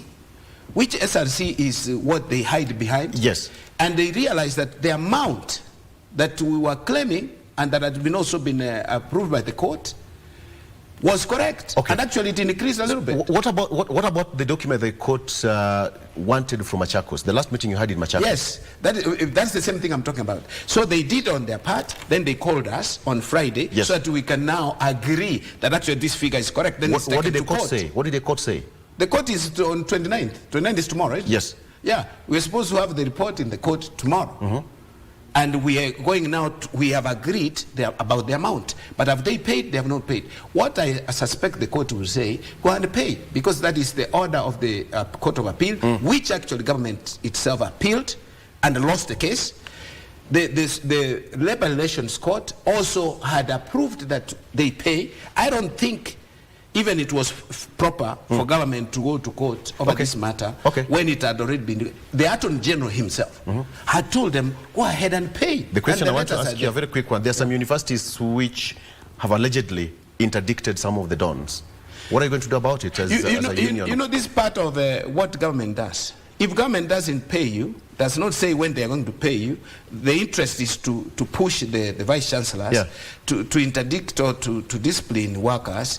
What we say is that workers should remain resolute and continue with the strike until they are paid, because those letters will all be wiped out. You know, this is what we call, Victor, return to work formula. Once all this is done, then we sign a return to work formula. One of the clauses in the return to work formula is no victimization, no loss of income, and everyone will be paid, even those who are. You still insist that no money, no class?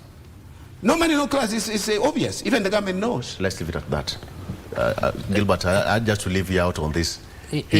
I just wanted to say that I hope the Advocates Training Program application by the Kenya School of Law, whose deadline is 31st of October this month. Check that again.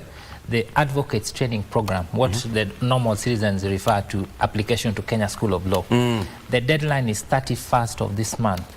But because of the strike from the universities, a lot of graduations and a lot of administrative undertakings to the students has been delayed. I'm hoping that KSL will be able to extend the deadline so that they do not lock out. That one is very important. If I may mention one word. My director is screaming on my ears. I wanted to say, we are not blind about our students. Thank you. We love them. We shall go back. They reviewed the program, and the CS said they are going to give this new seminar dates when this is done. Thank you. They shouldn't be worried. Thank you. The gentleman speaking is an ambassador. Last time I said Dr. Bosiri, I was almost thrown out of studio. Say Ambassador Balozi. Ambassador Dr. Richard Bosiri. Yeah, Thank you, sir. It's not fake. This is real. It's true. Yeah. It's true. Thank you so much, sir. He's a lecturer of political science, always on call when we call him to come in studio to help us get his mind. Asante sana Balozi. And of course, Gilbert Awino, who is a strategic communications expert and a lawyer. Gentlemen, thank you. We still extend our deepest condolences to the family of Raila Odinga, and of course we are getting the apology from Senator Beth Siengo. She was supposed to be here. She sits in that Central Management Committee of ODM. She was to be here, but she's been caught up in some meeting, so she was not able to get. Apology accepted. Thank you so much for joining us. My name is Victor Lo. Good morning.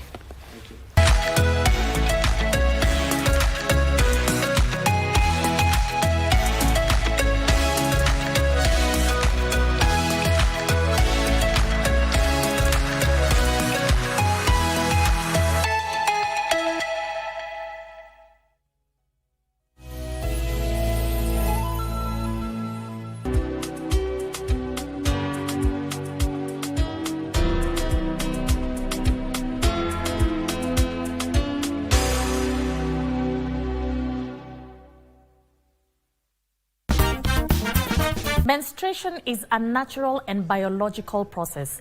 Yet for so many women around the world, it is still covered in silence, shame and stigma. Our main educators are mothers. So once we start removing the stigma right from a young age, the girls, and they learn that this is normal, they will continue that with their children, their children's children, and the stigma will disappear. Traditionally, cycle had a meaning. It had a very spiritual meaning. Yes. It had a physical meaning. It was a start of a new thing, a new moon, a new cycle. So it was so informative.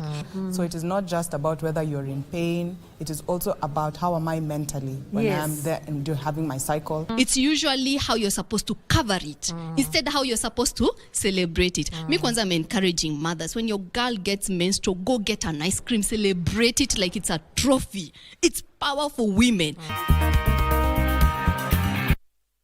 The world of governance is vast and can be alien to the ordinary man on the street. Critical issues are going to be discussed. From white papers to policy positions, it is easier to get lost in the labyrinth of words. Inside Government takes you to key global metropolis where critical decisions are made and where policies are crafted. We interview policymakers and senior government officials to highlight and enumerate government policies and projects. We take a deep dive into the underbelly of complex red tape to demystify policies across the country, across the world. Join me, O'Brien Kimani, on Inside Government, only on KBC Channel 1. Looking to advertise on KBC? KBC announcement services are now available on eCitizen.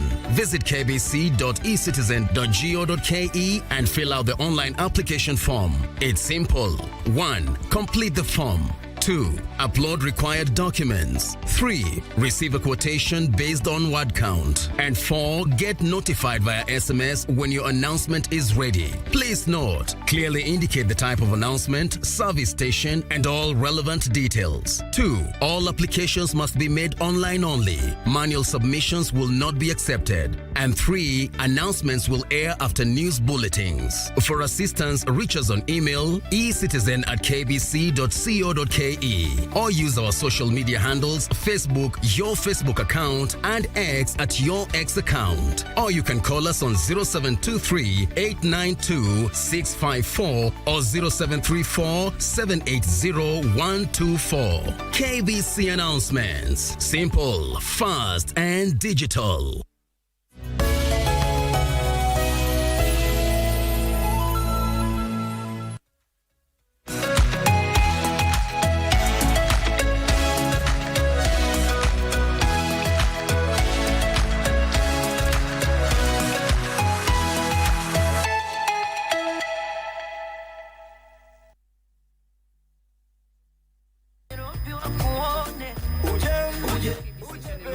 Upande wa pili wa Channel 1 Victor Olona kikundi kizima, na vile vile tunakujia moja kwa moja kupitia Radio Taifa sauti ya Mkenya. Jumanne nyingine, msikilizaji na mtazamaji, tunakutana katika ushirikiano mkubwa wa Radio Taifa na Channel 1 ili kuangazia masuala mbalimbali yenye umuhimu wa kitaifa. Hii leo basi sio masuala ya siasa ambayo tunaangazia, tutakuwa tunaangazia sera za serikali katika kushughulikia mabadiliko ya tabia nchi na pia hali ya hewa hapa nchini. Je, hali iko vipi? Haya ndio ambayo tunakwenda kuzungumzia ili kwamba hata wewe kama mkulima ama pia mwananchi wa kawaida uweze kujiandaa, upate kujua basi mwelekeo ni upi.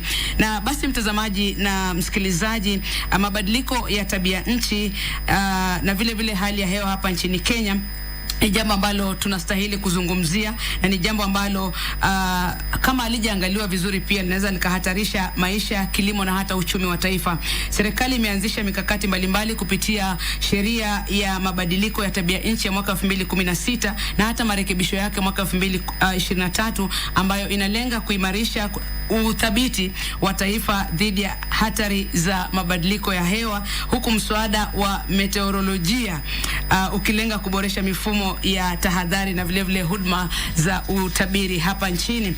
Vile vile mtazamaji na msikilizaji, licha ya sera hizi, nchi bado inakabiliwa na changamoto za utekelezaji, ufadhili mdogo na vile vile ukosefu wa uratibu kati ya serikali kuu na serikali za kaunti. Wakati dunia ikiongeza kasi ya kukabiliana na athari ya hewa kali na vile vile ongezeko la joto, maswali yanabaki, je, Kenya iko tayari kujikinga na athari hizi katika namna ipi? Na sera zilizopo, je, zatosha kweli ili kuleta mabadiliko ambayo yanatarajiwa? Kutusaidia kujibu maswala haya na kuangazia swala zima hili si mwingine bali tunaye mgeni hapa studioni, ni kaimu mkurugenzi wa huduma za hali ya hewa hapa nchini Kenya, Dr. Richard Muita, ambaye tunaenda kuzungumza naye. Nawe zungumza nasi katika mitandao yetu ya kijamii, Facebook KBC Radio Taifa sauti ya Mkenya, na vile vile KBC Channel 1 #Zinga #GMK. Karibu sana Dr. Richard Muita katika studio zetu. Naam, asante. Asante kuweza kufika katika muda ambao unafaa ili angalau tukazungumze masuala haya ya hali ya hewa hapa nchini Kenya. Na kwanza, katika utangulizi wa mjadala huu, tusaidie kupata taswira kamili. Kwa sasa hali ya hewa iko vipi? Najua zipo sehemu ambazo zinashuhudia mvua kama vile mlikuwa mmetabiri. Tupatie tu taswira kiukamilifu ya hali ya hewa hapa nchini kwa sasa. Masalheri ndugu watazamaji na pia wasikilizaji wa kituo hichi cha KBC. Sisi kama idara tumetoa taarifa kuhusu hali ya mwelekeo wa hali ya hewa kwa kipindi hiki, na kufikia sasa tuna taarifa kadhaa ambazo tumetoa.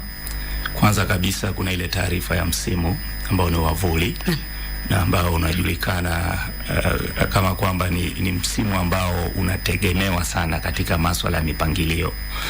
Na pia tuna taarifa za wiki ama siku 7 ukitaka. Pia tuna taarifa za siku 5 na pia tuna taarifa za saa 24.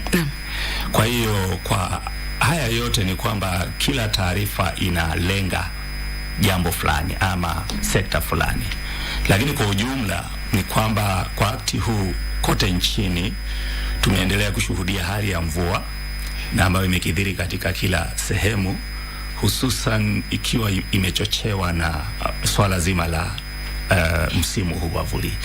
Lakini katika siku 7 zilizopita tumeshuhudia kwamba maeneo yaliyo nyanda za juu magharibi mwa nchi, pia nyanda za juu zilizo mashariki mwa nchi na bonde la Ufa na pia mwambao wa pwani kidogo tumeshuhudia kwamba walipokea mvua kidogo ambayo imeongezeka, na pia maeneo mengine pia yameweza kupokea mvua ya kadiri. Hata hivyo viwango vya joto vimeendelea kupanda, si maradufu sana ila kwa kiwango fulani. Maana kipindi hiki tungetarajia vipindi vya joto kuwa labda ama vingekuwa chini kuliko kawaida. Kwa hiyo kwa sasa hivi hiyo ndio hali halisi, lakini nafikiria kwamba tutayazungumzia mengi zaidi. Na kwa sababu umetaja eneo la pwani, hebu tuanzie kule ambapo pia mlikuwa umetoa tahadhari ya kwamba huenda kawa pia na mafuriko na labda watashuhudia mvua ambayo ni zaidi ya vile walitarajia, na kuna mawimbi ambayo mliyataja yanaitwa chenge kama sijakosea. Hebu saidia mwananchi hasa maeneo ya pwani kuelewa haya mawimbi ambayo mlitaja yanahusu nini na tahadhari ipi ambayo labda wanafaa kuchukua ili kwamba wawe salama. Shukrani Dora. Tuseme huu mfumo wa chenge ni mfumo ambao unashinikiza tuseme maji kule baharini, na kwa hivyo tuseme tabia yake ni kule kuvionza ama kunyonya ukipenda kwa lugha ya kawaida. Hivi ule mfumo una shinikizo ya chini sana hivi kwamba unaweza ukanyonya maji mengi baharini, na kwa hiyo ukanyima yale maji yakaweza kufika kwenye ardhi ya nchi kavu. Hata hivyo, kulingana na mwelekeo wa mfumo huu ni kwamba kuanzia siku chache zilizopita umekuwa unavuma kutoka maeneo ya kaskazini mwa bahari Hindi ukishuka kuelekea kusini na kukaribia maeneo ya pwani, na hivi kufikia sasa umefikia karibia kule tunaita kuna kile kichannel cha Msumbiji ambacho kwa Kiingereza tunaita Mozambican Channel, na kwa sababu umekaribia sana pwani, hiyo ndiyo sababu ambayo tulikuwa tunajaribu kuonyesha huenda ikasababisha mvua katika maeneo ya pwani. Maana kule kukaribia pwani, na huu ni mfumo ambao unanyonya maji mengi tokea baharini, kwa hivyo ilikuwa ni matarajio kwamba tupate mvua nyingi katika mwambao wa pwani. Kwa hivyo wanafaa wakazi wa mwambao wa pwani labda kuchukua tahadhari zipi kuhakikisha kwamba wako salama? Kwa kweli mfumo huu pia unaweza ukasababisha kule kuyumbayumba kwa mawimbi katika bahari ya Hindi, na kwa hiyo moja kwa moja huenda ikaathiri shughuli za wavuvi ambao tuseme kitovu chao cha uchumi ama maisha kinatokana na uvuvi. Kwa hiyo tungewauliza tu ama tungewaomba kwamba wawe waangalifu pale wanapoenda kwenye hiyo shughuli, ili pale ambapo wanaona mawimbi yamezidi ama labda yamekuwa makali sana, wakachukua tahadhari mwafaka ili wakaweza kujilinda na pia kulinda mali zao. Naam, waweze kujilinda na vile vile kulinda mali zao. Na kabla tuingie katika masuala ya sera na labda sheria za semaje kwa mwananchi, sasa wananchi wote ambao wanashuhudia mvua kwa sasa wajiandae vipi na wafanye kipi? Kwa sababu tuangalie wakulima, labda kwa mfano wapo wale wakati kama huu wanakuwa hawana uhakika hii msimu wa vuli ambao tunazungumzia, mvua hii itakuwa ya kutosha kwa sababu ya wao kulima na kupanda hii tunaita hii second season kwa wengine, ama wajitayarisha vipi hasa wakulima kote nchini?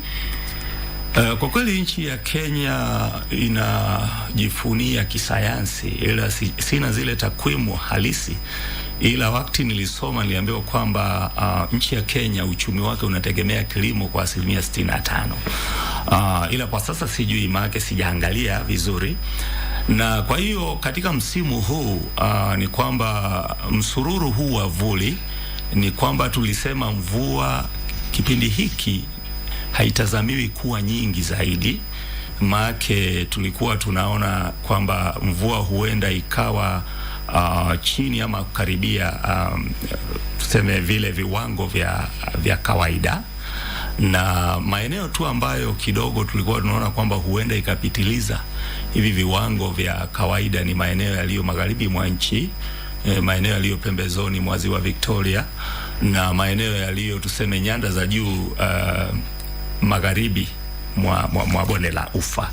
Na tukiangalia hilo tunajua kwamba maeneo ambayo hasa wanaita kitovu cha kilimo nchini, kule ambako kwa lugha ya Kimombo wanasema the maize basket, maeneo ya Trans Nzoia na maeneo yale, ni kwamba mvua hii huenda ikawa ni ya manufaa, na kwa hiyo matarajio yetu huenda iwapo tuseme iwapo wakulima katika maeneo haya watakuwa na mustakabali wa kushikilia tuseme tabia za kilimo ambazo ni nzuri, pembejeo ambazo zinafaa, huenda wakawa na labda mafuno mazuri.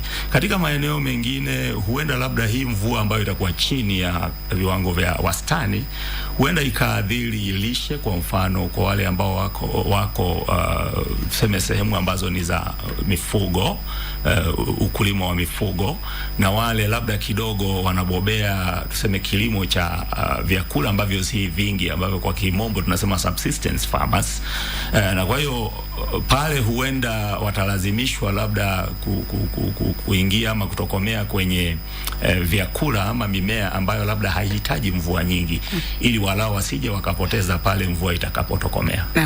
Na pale tu tunaishi katika nyakati ambazo na hasa kama taifa tunakuwa na wale ambao wanakuwa na shauku kubwa sana wakati ambapo hizi tabiri zinatolewa. Ni kama idara, najua baadaye tutazungumzia mabadiliko kutoka idara labda kuelekea mamlaka kuna wale wanasema watatuambia kama mvua itanyesha tupande mahindi, baadaye mvua haitakuja kama vile ilitarajiwa. Imani ya wananchi wakati mwingine kwenu kama mamlaka ya utabiri wa hali ya hewa inakuwa kwamba iko chini. Labda hakikisho ambalo wanafaa kupata kutoka kwako hasa unapoketi pale unapozungumza nao ni lipi? Kwa kweli nitajibu mubashara, yani kwamba tumetoka mbali, na pia kama idara pia tunaenda mbali.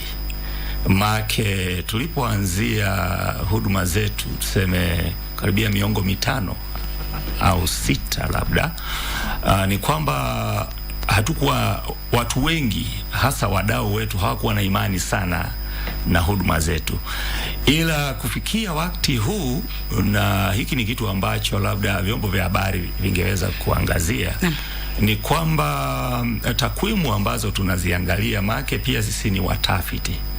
Kasi yetu si kutoa huduma tu, pia tunajaribu kudadafua yale mawazo na yale mambo ambayo na hisia za watu, na hasa wale ambao wanatumia huduma zetu. Na kwa hiyo katika ule utafiti ambao tumeufanya ni kwamba asilimia karibia 80 na zaidi, kulingana uko katika sehemu gani na iwapo huwa unatumia huduma zetu, wana imani na huduma zetu, kusema kwamba tunaona kwamba zina usahihi, zina utendeti, na kwamba pia zinaweza zikatumika katika kule kuangazia athari ambazo zinahangaisha watu kutokana na makali ya hali ya hewa.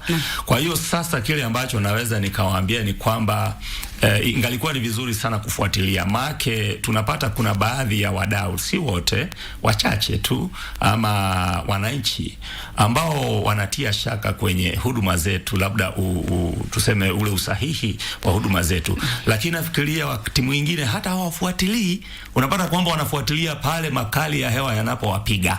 Pale ndipo wanapoanza kusema labda unajua hii idara jamani, yani haijatulia, mbona sasa mvua imekuja, mbona mafuriko ndio haya yanatuhangaisha na hawakutuambia hivi. Swali ni hili, hivi ulifuatilia, ulijua ni kipi ambacho tumekitoa kama utabiri wa kesho kutwa, mtondogo na kuendelea?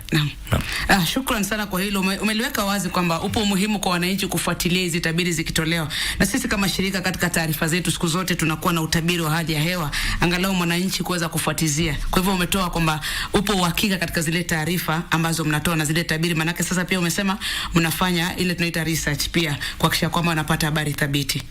Nashukuru. Tuzungumzie mswada wa wanaoita meteorolojia ama mswada huu wa utabiri wa hali ya hewa kama sijakosea. Upo huu mswada. Labda kidogo kwa ufupi kama utatutajia mswada huu unahusu nini na unatarajiwa kwamba utaleta mabadiliko yapi hasa kwenu na sisi wananchi ambao tunawategemea katika huduma za utabiri? Naam, shukran Dora. Ni kwamba mswada huu wa meteorolojia ni mswada ambao ulibuliwa pale mwaka wa 2023 na hasa kiini chake ni kwamba tulitaka tuweze kuimarisha huduma za utabiri ama hali ya hewa kwa wananchi na kwa sekta zote. Na kwa hiyo tukaona umuhimu wa kuwa na mswada ambao kidogo utapanua ule uwezo wa idara kuweza kuhudumu ama kuhudumia wananchi katika kazi zake. Na kwa hiyo mswada huu hasa unalenga kwanza kabisa kubadilisha ile hadhi na kubadilisha ile utendakazi wa idara, na hilo kwanza kabisa itabidi jina libadilishwe. Iwapo mtoto amekuwa anaitwa jina fulani ambalo kidogo labda halirithishi, iwapo unataka huyu mtoto akaweza kuridhisha, huenda ukambadilisha jina. Hata mara nyingine huwa tunaona kitu kwa kimombo wanaita branding.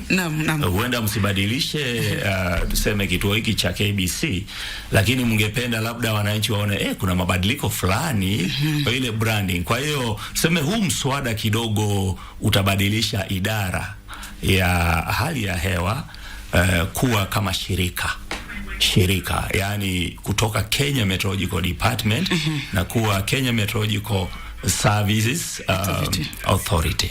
Kwa hivyo ni kwamba hii mamlaka ama ilitakuwa na mamlaka zaidi, na katika baadhi ya yale mamlaka kwanza kabisa kuna lile jumuisho la tabiri za kitamaduni ili zikaweza kuingia mwafaka katika hali ya kisayansi. Maana tumeona umuhimu wake katika kuchangia tuseme zile shughuli ama ule uzoefu wa watu kule nyanjani kuweza kufanya mambo fulani kulingana na huo utabiri wa kitamaduni. Kwa hivyo hiyo ni mojawapo ya dhana ambayo mswada huu wa meteorolojia unaangazia. Swala la pili ambalo mswada huu unaangazia hasa ni swala la kuweza kupata ile tuseme ile niite ruksa ama kile kibali cha maeneo ambayo huenda tukaweka vile vituo vya upimaji wa tarakimu ama tuseme vile viashiria vya hali ya hewa, kama kwa mfano mvua, viwango vya joto na vinginevyo.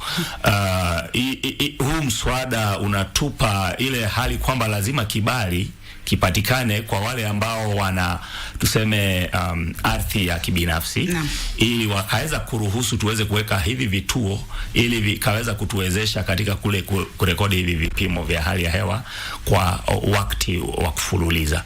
Na mwisho kabisa pia mswada huu mbali na hayo nimetaja pia unapanua ule uwezo wa shirika hili kuweza kushirikiana, kulumbana na kufanya kazi pamoja na tuseme mashirika mengine ya kiserikali na pia hata yale labda yasiyo ya kiserikali, hususan katika swala zima la masuala ya hali ya hewa. Naam, shukrani sana, umeeleza vizuri na nilikuwa nasubiri sana hapo mahali ambapo umeeleza kwamba kuhusisha masuala ya tutasema wale, kwa mfano kuna wale watu tunaita kule kwetu naweza kusema magharibi mwa Kenya wale rainmakers, wale wazee ambao wanaweza kueleza kwa sasa kwamba ukiona hao ndege wanapaa ni ishara kwamba mvua haiko mbali, ama ukiona upepo sana unavuma ishara kwamba mvua inakwenda kupotea. Kwa hivyo mnapanga kuwashirikisha hao katika njia gani kuhakikisha kwamba labda utabiri wao na wenu unaendana kwa sawa, na ndio mfikie hapo? Ina maana kwamba mmegundua labda tabiri zao zinakuwa sahihi? Naam, shukran. Kwanza kabisa niweke mambo wazi kwamba tumekuwa tukishirikiana na hawa watabiri wa kitamaduni tangu jadi. Maake katika kila tuseme msimu tunapoibua tabiri zetu na zile ripoti mbalimbali, ikiwa ni pamoja na zile dondoo za hali ya hewa, tunawashirikisha katika kaunti. Maake hivi sasa tunapoibua hizi taarifa za msimu, mara nyingi tunazifanya katika kaunti mtambuko. Kwa mfano, mwaka huu tuliweza kuibua katika kaunti ya Nairobi. Mwaka jana tumeibua katika kaunti ya Garissa. Mwaka uliotangulia huo tulikuwa tunaibua katika kaunti ya Nakuru. Kwa hivyo tunafanya karibia kusunguka ili tuweze kuwa kule mashinani na kuweza kushirikishana na kushirikiana kwa ukaribu sana na hawa wadau wetu. Kwa hivyo pale ndipo tunapowapa nafasi wale ambao ni watabiri wa kitamaduni ili wakaweza pia kutuambia kulingana na ule tuseme ule utafiti wao, utaalamu wa kwao, hivi ni yapi wanayoyaona. Alafu baada ya wao kutuambia, na sisi pia tunawatolea ya kwetu na ambayo tumeifanya kufuatana na ule mtaala wa kisayansi. Na kwa hiyo pale tunajaribu kulinganisha, tunajaribu kusawasisha, hatimaye tunakubaliana kitu ambacho kinaitwa consensus forecast, ambayo ni utabiri wa pamoja na ambao umekubalika. Make kuna kiwango fulani cha jamii ambacho kina imani sana na hizi tuseme hizi tabiri za kitamaduni. Na pia tunajua pia tabiri za kitamaduni pia zinachochewa na baadhi ya viashiria ambavyo sisi tunavyovitumia kwa njia ya upimaji. Kwa hivyo tulianza kitambo, si sasa hivi. Sasa mnarasimisha tu. Kwa sasa tunajaribu kurasimisha na kuweza kuhakikisha kwamba imeingia katika mswada na katika sheria, ili wasiwe wanaonekana ni kana watu ambao hawajasoma ama labda ni watu ambao wanatumia mbinu za ushirikina, mambo kama yale. Ila tunajua kwamba wanatumia huo utaalamu wao kwa njia ambayo inafaa, na tunaona kwamba ni watu ambao ni wa msingi sana ambao tunaweza tukashirikiana nao. Naam, shukrani sana kwa kujieleza vizuri. Kwa hivyo watabiri wa kitamaduni basi mnatambulika sana katika mswada huu wa kimeteorolojia ambao sasa umerasimishwa, na tutakuwa tunafuatilia kuona basi vipi mnafanya kazi pamoja na hawa watabiri. La msingi pia tukijadili haya maswala ni japo mwanzoni tulitaja kidogo vile mkulima anafaa kujiandaa, lakini kile ambacho pia ningependa kuelewa sana kutoka kwako ni vipi mnajipanga kuhakikisha kwamba huduma zenu mnaziunganisha labda na mifumo ya kilimo hapa nchini, ili kwamba yule mkulima sio anapata tu hasara, anashtukizia tu kwamba sasa ghafla. Nikupe mfano, kama nafikiri eneo la Ahero juzi kulitokea mafuriko ghafla, wakati wakulima wamesalia tu na wiki kama 2-3 kabla ya kuvuna mpunga wao. Vipi mnapanga kuhakikisha kwamba mnatembea nao kwa pamoja na sera hizi zinaingiliana na mifumo ya kilimo hapa nchini? Kwa kweli kama idara, sisi kazi yetu ya kwanza kabisa, dhana yetu ni kule kuandaa na kuweza kuwasilisha ama kuweza kuwasilisha tuseme hizi taarifa za hali ya hewa kwa wakulima na pia kwa wadau mbalimbali. Kwa hivyo hiyo ndio dhana yetu kuu, hilo ndilo lengo letu kuu. Na baada ya hayo pia kidogo tunachangia katika ile tafsiri kusema kwamba huenda hii tabiri jinsi inavyosema huenda ikaathiri mipangilio na shughuli za kwako kwa njia hii. Ila katika hali zingine tuna vitengo mbalimbali ambavyo vinashirikishwa na vinashirikiana. Kwa mfano kama swala zima la kilimo, tuna idara na tuna pia hata wizara ya kilimo ambao ina wataalamu ambao kweli wamebobea katika kilimo, na kwa hiyo wale wanaweza wakatoa taarifa nzuri kuhusiana na swala zima la ni mbegu zipi ambazo ni stahiki, hivi ni pembejeo zipi ambazo zinaweza zikatumika kulingana na hali ya hewa ambayo imeguliwa na idara ya utabiri wa hali ya hewa. Na tuseme katika shughuli nzima labda ya majanga kama vile mafuriko, tuna shirika la NDMA na ambalo ni la kitaifa na liko katika kaunti zote 47. Kwa hivyo pale ambapo tuseme mafuriko yametokea, basi tuseme hilo shirika ndilo linalo wajibu wa kuweza kushinikiza na kutoa taarifa tendeti na ushauri ambao unafaa ili kuweza kukabiliana na hilo. Lakini kwa ukaribu tunashirikiana sana na mashirika yote ikiwa pamoja na yale ya kibinafsi na pia hata na wananchi wenyewe, wakulima wenyewe tunashirikiana nao, maana huduma zetu zipo katika kaunti hizi 47 pale ambapo tuna mkurugenzi msimamizi ambaye anasimamia shughuli za huduma za hali ya hewa katika kaunti. Kwa hivyo mnafanya kazi vizuri na hiyo unaita National Drought Management Authority. Kwa hivyo ili kwamba tujue msimu wa joto unakuja, kutakuwa pia na jua kali na mambo kama yale. Asante. Shukrani sana msikilizaji na mtazamaji, tukitumai kwamba unafuatilia mjadala, na iwapo una maswali yako usisite kuyaweka pale kwa mitandao yetu ya kijamii katika Facebook ya KBC Channel 1 sawa na KBC Radio Taifa, na kupitia mtandao wa X unaweza nitag kwa @doramanya @Radio Taifa FM unaweka zinga, ili kwamba pia tutakuwa tunakupatia nafasi ya kuuliza maswali ama pia kuleta mchango wako katika shughuli hii ambayo tunaizungumzia leo, sera za serikali katika mambo ya mabadiliko ya tabia nchi sawa na utabiri wa hali ya hewa.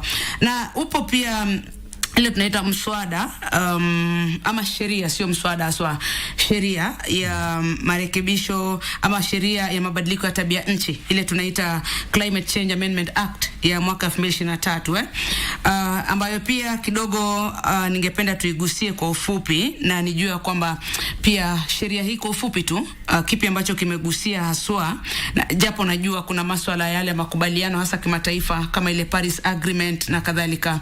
Tusaidie kwa ufupi tu taswira ambayo iko mle ndani na kwenda mbele tafaidi vipi taifa la Kenya.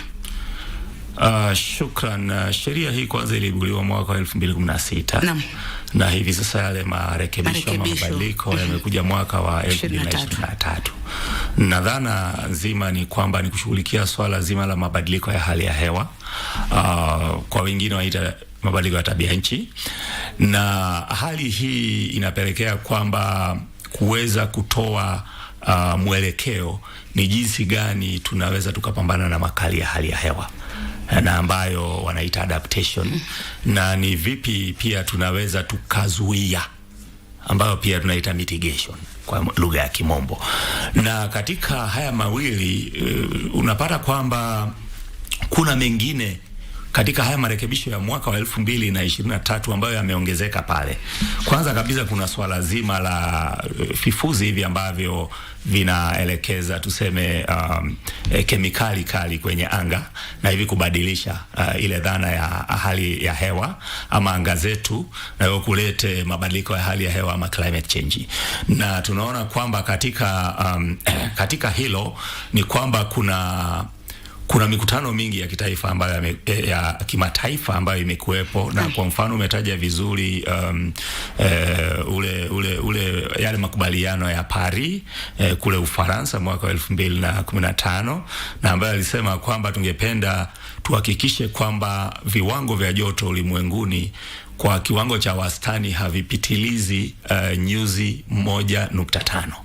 Ila tumeona kwamba katika tafiti zetu kuna baadhi ya maeneo ulimwenguni ambayo yamepitiliza. Kwa hivyo katika sheria hiyo ni mojawapo ya malengo ambayo nchi inafaa kuangalia. Kuna pia jambo zima la ule uhifadhi wa tuseme ule tunaita ule mkaa ama tunaita carbon, kwamba katika ile soko ya mkaa ni kwamba huenda watu wakapewa riba ama wakalipwa iwapo wanaweza wakachangia kwa njia moja ama nyingine katika kule kuzuia ule uchafuzi wa anga na uharibifu wa hali ya hewa, ikiwemo ni pamoja na uharibifu wa mazingira. Hiyo ndio tunasema carbon credit. Kwa hiyo iwapo sasa kwa mfano unaweza ukawa umepanda miti mingi kwa mfano, na katika kule kuchambua sisi tukapata kwamba labda umepunguza vile viwango vya vichafuzi kwenda kwenye anga kwa asilimia fulani, basi huenda kuna ile riba ama kuna kile kiwango ambacho unaweza ukapewa kama compensation, ni kana kwamba wewe unatusaidia kufanya hivi. Na swala lingine ni katika swala la nishati katika sheria hiyo ambayo tunalenga, sheria hiyo inalenga kwamba kuwe na yale matumizi ya nishati ambayo ni safi, ambayo mara nyingi tunaita renewable energy, na ambayo kidogo ina uendelevu, si tuseme si nishati ambayo haina staha ya kuweza kukaa kwa muda mrefu. Kwa mfano ukiangalia huu mkaa unaitwa coal kwa lugha ya kimombo ama kisayansi, unapata kwamba unachafua mazingira na anga kwa kiwango kikubwa sana.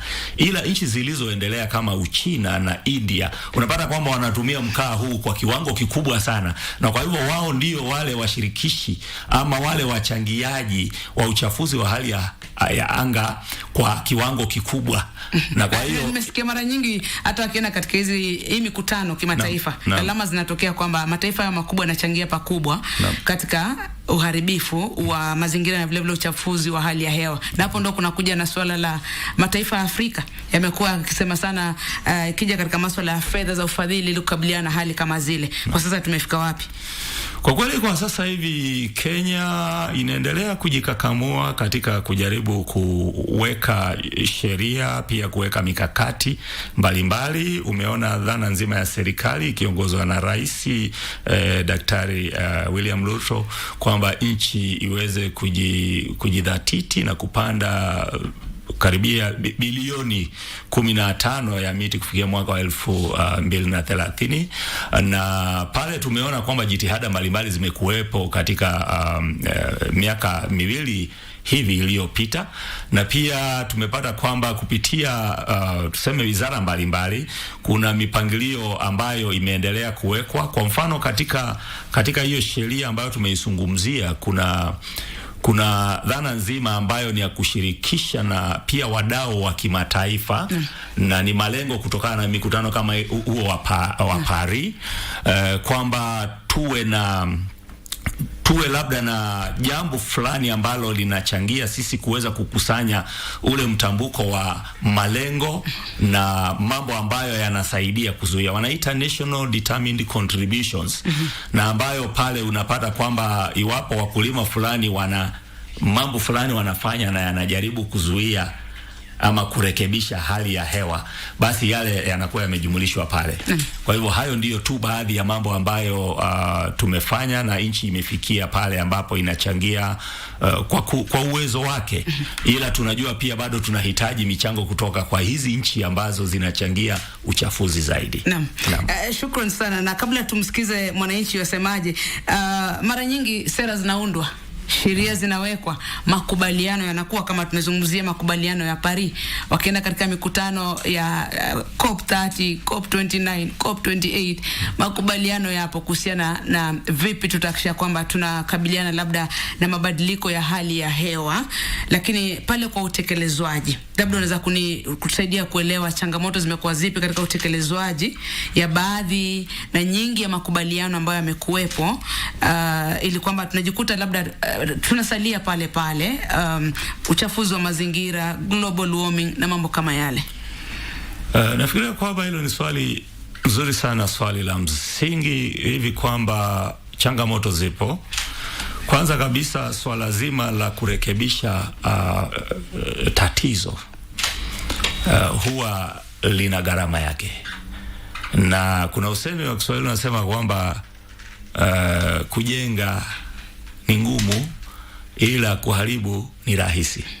Iwapo una ujenzi wa nyumba, unaweza ukajenga nyumba kwa muda mrefu sana, ila kubomoa itachukua tu muda mfupi sana. Kwa hivyo hivi sasa huo uchafuzi wa hali ya hewa na mabadiliko ya hali ya hewa na tabia nchi umechangiwa hasa kwa sababu ya vile vifusi na yale ambayo tunaweka katika anga letu na katika mazingira yetu, na pia imechangiwa na sisi katika yale matumizi mabaya ya ardhi na rasilimali ambazo tunazo. Unapata kwamba kuna ule upanuzi wa maendeleo. Unapata maeneo ambayo yalikuwa labda ni chemchemi za maji yamebadilishwa yakawa ni maeneo ya majengo ama maeneo ya barabara, mifumo mbalimbali. Unapata kwamba kwa kiwango kikubwa tunachangia kwa haya mambo. Kwa hivyo changamoto mahali zinakuja ni kwamba baada ya uharibifu hivi tuna rasilimali ama tuna hela ambazo zinaweza kurekebisha lile tatizo ambalo kwanza kabisa sisi ndio ambao tumelianzisha. Kwa hivyo hiyo ndiyo changamoto ya kwanza, kwamba pale tunapojaribu kusuluhisha, kuna baadhi ulimwengu mzima, kuna baadhi wanaoendelea kuchochea katika kule kudidimiza ule uwajibikaji. Na pia tulizungumzia kuhusu hizi nchi ambazo bado zinaendelea kuchafua, na hii inaathiri hata bahari zetu, maziwa, maake tuseme zile rasilimali zinazotoka kule majini zinaathiri. Kwa mfano tunategemea samaki kwa mfano na vyakula vingine kutoka kwenye bahari na pia maziwa. Unapata kwamba zinaathirika na haya mambo. Kwa hivyo changamoto iliyopo ni kwamba wale ambao wanategemea hizi rasilimali na hivi vitu ni kwamba pia wanaathirika, maake mfuko pia unashuka, kwamba hawawezi wakajidhatiti na kujisimamia pale ambapo hivi vitu vimeathirika. Kwa hivyo tunaongeza ule uchochole ama ule umaskini kwa wale ambao kidogo pale mwanzo labda walikuwa na uwezo. Na sasa huu uwezo kidogo umeingia ama umetiliwa mushkili na yale mabadiliko ama makali ya hali ya hewa. Kwa hivyo hizo tu ndizo hayo tu ndio baadhi ya tuseme changamoto. Kuna changamoto zingine nyingi sana. Kuna nchi ambazo hazitaki kukubaliana na yale malengo ama yale mambo ambayo yamekubalika katika hii midahalo na hii mkutano ya kimataifa. Kama kwa mfano mwaka wa 2022 tuliona rais wa nafikiri wa Marekani, iwapo sijakosea, ama ilikuwa ni mwaka jana, mwaka wa 2023. Nafikiria ndiye aliyekuwa kidogo hakuweza kutia saini katika yale makubaliano ambayo yalikuwa kule Glasgow. Na tunaona kwamba iwapo nchi ambayo ndiyo yenye nguvu na mamlaka zaidi duniani, iwapo isipofanya hivyo, sembuse nchi ambazo labda ni ndogo na ambazo zinaendelea kukua na zingine ambazo zimeathirika hata zaidi, si kama kukua, ni kama wanajitahidi tu. Kwa hivyo tuseme hiyo ndio changamoto kubwa. Baadhi ya nchi ambazo zina mamlaka na uwezo mkubwa kidogo, wakati mwingine zinakosa kutoa mfano mzuri ili na sisi wote tukaweza kufuatilia. Lakini pia mara nyingi wanasema Afrika wanategemea sana nchi za nje, ilhali tuna rasilimali zote sisi kama Afrika. Ni kutumia rasilimali hatutumii vizuri, ama zile pesa zikitolewa pia wakati mwingine labda zitumike katika njia ambayo inafaa. Hayo ni siku nyingine. Naam. Mtazamaji na msikilizaji, labda tuende upande wa pili wa studio za Radio Taifa. Mwenzangu Cynthia, kama tunaweza tukapata simu chache, alafu tutaweza kurejea upande huu na mgeni wangu studioni tukaweza kuangazia masuala haya. Studio. Asante sana Dora. Kwa hivyo msikilizaji, unaweza kupiga simu kwa 0700176699 unauliza swali lako ujibiwe. Radio Taifa, pole sana. Vile vile katika mitandao ya kijamii @Dora Manya, na pia vile vile katika fan page yetu KBC Radio Taifa 92.9 FM, sauti ya Mkenya. Mvua ndio hiyo inanyesha katika maeneo tofauti tofauti, bila shaka imeshuhudiwa hapa Nairobi kuanzia juzi. Una swali gani kwa mgeni wetu? Radio Taifa, hello. Hello Radio Taifa. Oza. Hello, tunakupata? Vipi? Salama sana, una swali lolote? Fresh kabisa, Rashid. Huyu ni Cynthia hapa pamoja na Dora upande wa pili. Hello. Radio Taifa, hello. Hello. Yeah. Habari ya asubuhi. Salama sana. Swali lako ni lipi kwa mgeni tafadhali? Huyu Joseph Terero ni upande wa Nandi Msiketeni. Wanangu ni kwamba mbona huwa wanaweza tabiri na wanasema ni kama inatokea ni uongo. Wanaweza tabiri kwamba kutanyesha mvua na mvua isinyeshe, na mbona huwa inakuwa ni uongo. Hilo ndio swali langu. Haya, utajibiwa. Radio Taifa, acha tuchukue swali lingine. Hello. Hello KBC Radio Taifa, sauti ya Mkenya. Yes.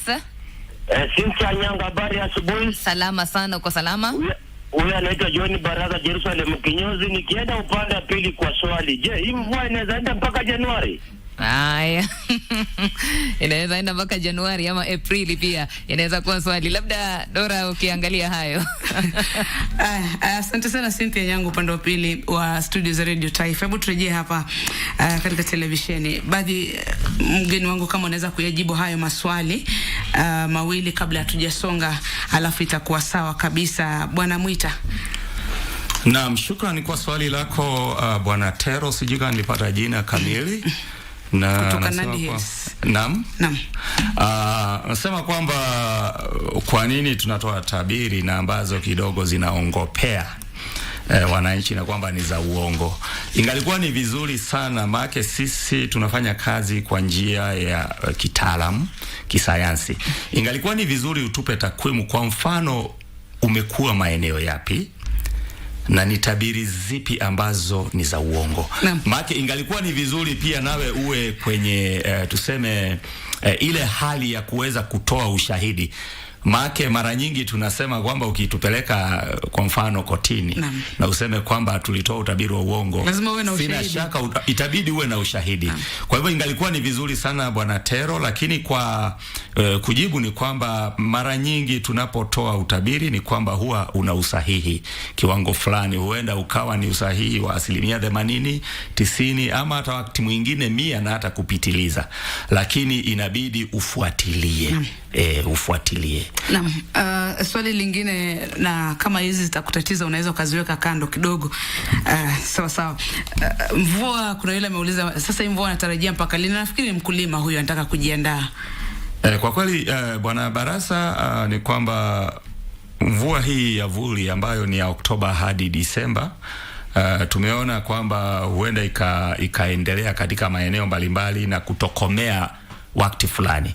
Kuna maeneo, baadhi ya maeneo ambayo mvua itatokomea kabla mwaka hujaisha, na ni maeneo machache tu kama vile kule tuseme maeneo yaliyo pembezoni mwa Ziwa Victoria, na tuseme maeneo machache yaliyo kusini mwa nyanda za juu magharibi mwa Kenya, ambapo huenda ikapitiliza tu kidogo hadi Januari, ila si sana.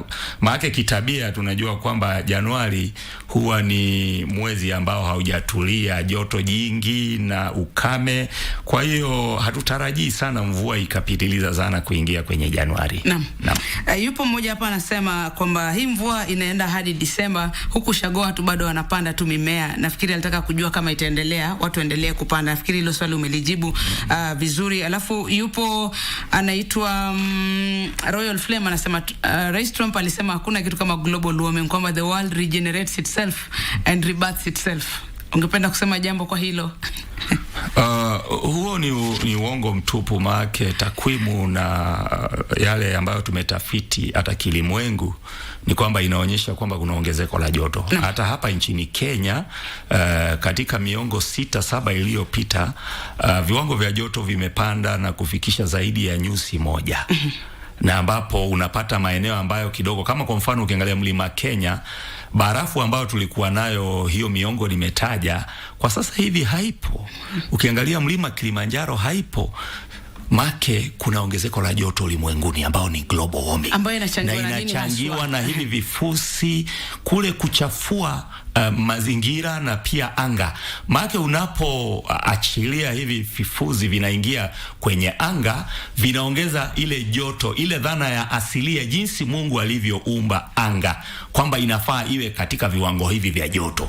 Pale unapoweka vitu vingine pale, ile joto inaongezeka, na kwa hiyo lile joto linakuwa linaonekana ama linaathiri nchi. Na unapata kuna maeneo ambayo yanakuwa jangwa, na pale mbeleni yalikuwa maeneo ambayo labda yalikuwa na rasilimali za maji.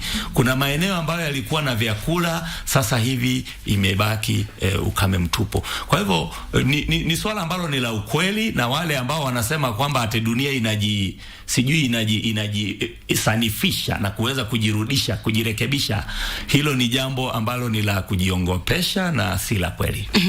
Mambo mawili kwa haraka tukimalizia. Jambo la kwanza labda na ulitaja kwa ufupi, Rais amekuwa akipigia upato sana masuala ya upanzi wa miti kuelekea mwaka 2030, angalau miti bilioni 15. Na kwa mwananchi ambaye anakutizama na anakusikiliza kwa sasa, atauliza vipi miti itachangia katika masuala labda ya kusanifisha, kuboresha hali ya hewa? Kwa kweli miti hii inaweza ikabadilisha msururu mzima wa tuseme mwelekeo wa hali ya hewa nchini Kenya, iwapo wananchi watajidhatiti na kukubali huu mwito wa rais, ni kwamba kitu cha kwanza ambacho tutaona kimebadilika ni hali ya hewa nzuri, kwamba itakuwa ni kivutio. Maana sijui mmepita sehemu fulani ukapata watu wakichoma taka na mambo kama yale. Sina shaka kwamba hiyo si hewa nzuri ambayo mtu anaweza akaifurahia. Kwa hivyo kitu cha kwanza ni kwamba hewa nzuri inaweza ikanawiri katika nchi. Pia misitu ama ongezeko la miti pia ni kivutio kikubwa sana cha mvua, na hasa katika kule kuchochea mvua ya kimaeneo. Kwa hivyo pale tunapokuwa na miti utapata kwamba kuna tofauti. Na nitatoa tu mfano moja. Katika miaka ile ambayo ilikuwa ya rais hayati Rais Moi, alikuwa ametoa mwito wa kwamba panda mti mmoja, akata mti mmoja, panda miti miwili. Na kuna baadhi ya Wakenya ambao walikubali, na alionyesha kwa mfano, tuliona kwenye picha, na KBC ilikuwa mstari wa kwanza, maana kilikuwa ni karibia ndicho kituo cha pekee wakati huo. Na ilikuwa inaonyesha wasi kwamba rais alikuwa mstari wa kwanza kuonyesha jinsi gani anataka hiyo azma ikaweza kuweza kufanywa na watu. Na watu walikubali. Ila kuna kidogo mfano mzuri ulitokea maeneo haya ya Gatanga, Murang'a pale. Ukipatembelea pale leo, pale wakati huo watu walikuwa wamekata miti, na lile eneo kulikuwa na ukame sitosha, kwamba watu walikuwa wanashangaa mbona kilimo chetu hakiendi. Lakini walipokubali huo mwito wa rais hayati Moi, walipanda miti. Kufikia leo ukienda maeneo yale yana rutuba nzuri, yana hewa nzuri. Kule ndiko tunapopata matunda fulani ambayo yanapokuja hapa, ambayo ni yanajulikana sana kama avocado. Unapata karibia kila wakati unayapata yanatokea maeneo yale. Make miti iliweza kurutubisha na hata na chemchemi za maji, na ile sehemu ni sehemu ambayo ni nzuri sana hivi ukiitembelea leo. Na maana ya hivyo ni kwamba sababu ya hicho ni kwa sababu walikubali huo mwito wa kupanda miti. Kwa hivyo hii dhana ya rais kwa sasa hivi ya miti, kupanda miti bilioni 15, iwapo wa Kenya tutakubaliana, kwa kweli tunaweza kuwa tumenufaika sana. Tuna dakika mbili tutamatishe, na ningependa kujua kutoka kwako, na ulitaja kidogo pia mwanzoni, umuhimu wa ninyi kama idara, na kwa sasa ulisema mnatoka kutoka idara, sasa inakuwa ni mamlaka ya utabiri wa hali wa hali ya hewa, sio utabiri ya hali ya hewa. Umuhimu wenu wa kushirikiana nasi ama vyombo vya habari katika kuhakikisha kwamba mwananchi anapata habari, kama ni onyo, kama ni kumtayarisha kwa mapema, ni umuhimu ni upi, na mnapangaje kuhakikisha kwamba kwenda mbele mnashirikiana ipasavyo na vyombo vya habari? Kwa kweli vyombo vya habari ni kitovu cha msingi kwa sisi, make sisi kama idara, na sasa hivi tukiweza kubadilisha na tukue shirika kulingana na huo mswada, ni kwamba vituo ama vyombo vya habari vinaweza kusambaza hizi taarifa zetu. Sisi hatuna uwezo, maake uwezo tulio nao sisi ni kule kutoa zile huduma, na pia kuweka vituo ili vikaweza kutupa upimaji wa vile takwimu na data zingine. Na kwa hiyo tuseme vituo na vyombo vya habari vya msingi, maake vinakuwa na wadau kila wakati, wanazungumza na wasikilizaji na wale watazamaji, pia na hata watumiaji wa huduma zetu. Kwa hivyo ni wa msingi sana. Kwa hivyo tungeomba kwamba huu ushirikiano uweze ukaendelea kuwa zaidi, uboreshwe zaidi, tukautilia mbolea, tukautilia msasa, ili tukaweza kushirikiana pamoja. Na hasa ningesema kwamba pia ingalikuwa ni vizuri sisi kama idara, make kitengo cha kwetu ni cha kitaalamu. Kwa hivyo wale wanahabari ambao wapo kule wanajaribu kupasha hizi habari, pia tungetaka pia waje tuwafundishe, ili wanapo sambaza hizi habari wakazisambaza katika ule utendeti na ile thana ambayo inakubalika kisayansi na katika ubora wake. Naam. Sekunde 30 labda kauli zako za mwisho tu kwa mwananchi. Kauli za mwisho kwanza ni kushukuru wananchi ambao wamekuwa wakifuatilia huduma zetu, na hasa wale ambao wamekuwa wakitumia, maana tunahitaji tunahitaji kusikia kutoka kwenu, hivi mnaona huduma za kwetu zinaendeleaje, zinawanufaisha kiaje, ili tukaweza kuziboresha zaidi, na tutashukuru kushirikiana pamoja hata na wadau wengine. Asante. Shukran. Mahali pazuri pa kutamatishia, na huu ni mjadala ambao tunaweza tukauendeleza katika siku za usoni, manake mabadiliko tunashuhudia kila uchao. Asante kuweza kufika katika studio zetu.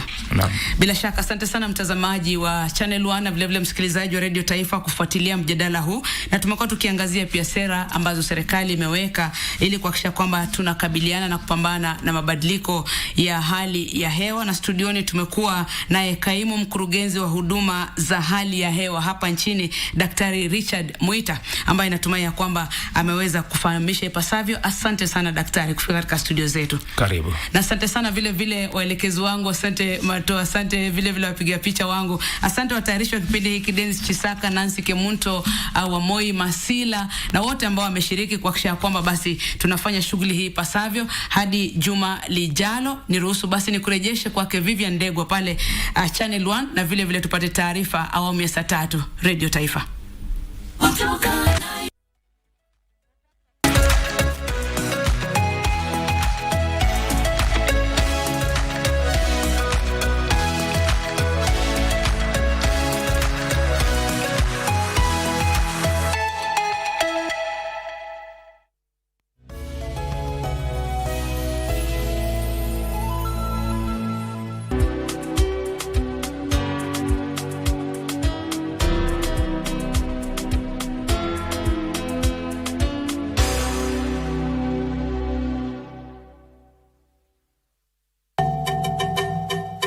Sutu chano tu penye hizi pesa unatoa. Unachuna tu. Kisaka, utaweza kweli? Move. Hapa hauingii madam. Siku hizi tunatumia front door. Since when? Hiyo ni kichapo cha nguvu, kichapo cha nguvu. Make sure that she learns her lesson. You delegate that to Tiffany. Oh, I will. I'll definitely make sure she learns. Unaona kama hii ni kanisa, unaona msalaba hapa, utakaa nje na tunafanya kesi bila. Ndio mama, mwambie tena, mwambie. Anaweka nyamaza pia. Wewe ndio huo unachukua takataka kwa mimi. Usijichanganye ndugu yangu. Ile harufu alikuwa anapiga sisi. Ilikuwa mbaya. Kuna nyumba yako tulimwaga takataka hapo. So umeuliza kama mimi anasema? Sema hapana. Yes, very good. Wewe ndio Alphonse Makata. Hapana. Wewe ni nani? Mimi ni cabbage collector mheshimiwa. Kitambulisho yako iko wapi? Kitambulisho yangu. Si hata mimi kwa charge sheet imeandikwa Alphonse Makoha Makata. Na ukaitika. Iko Makata hapo.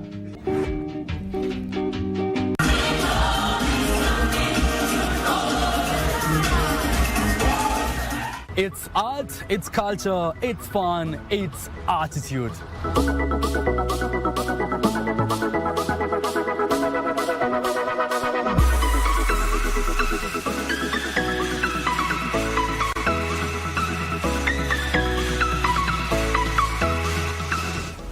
As you can see with me, I have this handkerchief. And is it really a handkerchief or is it?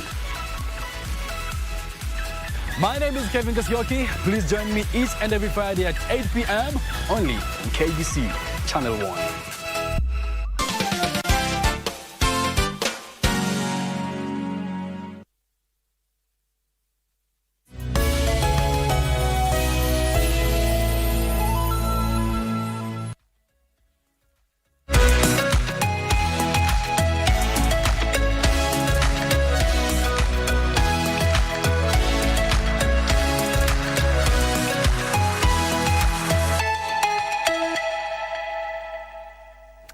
Welcome back. Thank you for staying with us right here on Good Morning Kenya. We should be getting into our health check segment, but before we get into that, our reporter Abdi Aziz Hashim is in Malindi, where the 4th Uganda-Kenya Coast Tourism Conference and Exhibition is happening, and he's right there. You can see him on our screens coming to us live from Malindi, and I'll hand you over to him so that he can be able to let us know what is happening there at the moment, what are the preparations that are taking place, and what is to be expected from Malindi today. Hashim, over to you.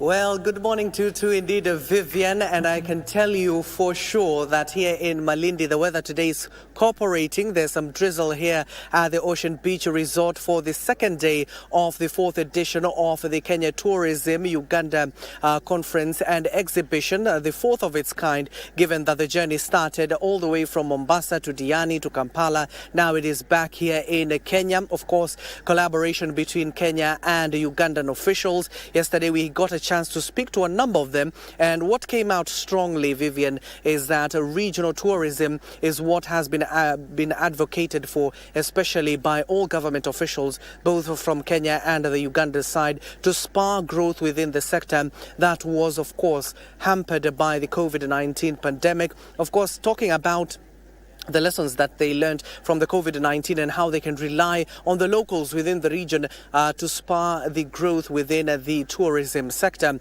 And also this will lead to a 5% growth yearly, as it was ably stated by the ambassador, that is Paul Mukumbia of the Consul General in Mombasa. He clearly talked about some of the bottlenecks that are facing the tourism sector and how it can be addressed. Remember, the 3rd edition of that particular conference addressed most of those issues, and this particular conference is focusing on leveraging on the youth, especially in technology. Yesterday they were talking about smart destination and tech savviness within this particular generation to ensure that you do not even have to visit a particular area. You can just go through your phone, through the various videos that are placed on all social media platforms to see Uganda. If you are not, you don't have the capacity to go to Uganda, you can visit those particular sites and you're able to see the breathtaking gorillas and chimpanzees that Uganda has to offer. Once again, I'm having the pleasure of being joined by the ambassador, that is Ambassador Paul Mukumbia. We were with him yesterday. Ambassador, thank you for making time for us once more. Of course, Kenyans are watching you right now. Today is day 2. What can Kenyans and Ugandans expect from this conference? Today we are still following on where we stopped yesterday. This morning we have a panel discussion on adventure and sports. We have panelists from Uganda and Kenya talking about, for example, in Uganda, the Mount Renzori trekking, talking about the whitewater rafting, talking about experiences here at the coast. And of course, golf is also talking about how golf can help in growing the numbers. So we have that first panel, and then later we shall have a second panel on culture and heritage, which will be the end of the panel discussions before we go into the closure in the early afternoon. So this is what is going to be discussed today. Very important topics in really, if I may, adding to especially the safari tourism, bringing in culture, bringing in sports and adventure, really to have a full package, if I may. Mm-hmm. And yesterday, during the conversation on smart destination, there was a very key question that was asked by the panel members and the audience who are participating in those discussions. They were talking about you cannot replace the feeling. I can visit Uganda through my phone, yes, but going to Uganda is a total different thing. So how are you going to replace that with the feeling of visiting Uganda, actually? Really, we are not repressing that feeling. Yes. It is like, during COVID, when we came up with the virtual meetings.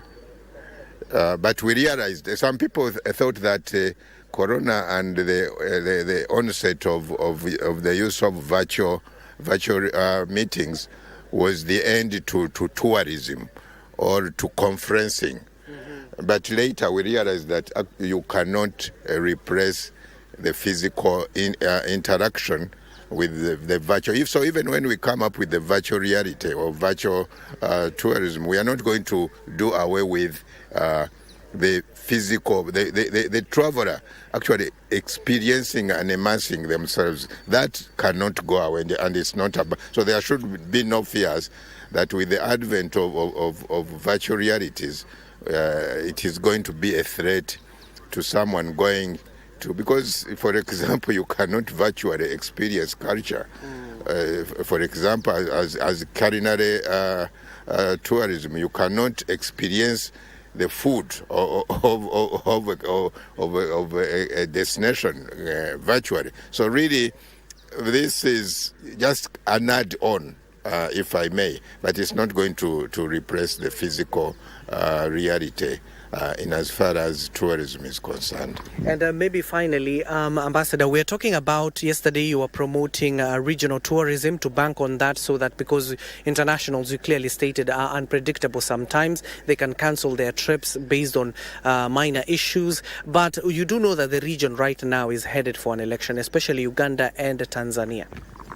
Well, we should really applaud the region that we have these democratic processes. Because when you talk about elections, it means we are really growing and further enhancing our democracy. And there should be no fear about elections because the government or the state remains in charge. At least for Uganda, the campaigns started earlier this month, but we've not seen any scenes of insecurity or violence. We are having very peaceful campaigns. That is, up to now, it is at the presidential level. Very soon we shall be starting campaigns for the members of parliament. So there should be no fear at all. I think elections in Tanzania are this week. I have not seen people cancelling their trips to Tanzania. So really, there should be no fear at all. That elections in Uganda, I think I can confidently and ably speak about Uganda, there should be no fear at all that elections are going to lead to any kind of insecurity or violence.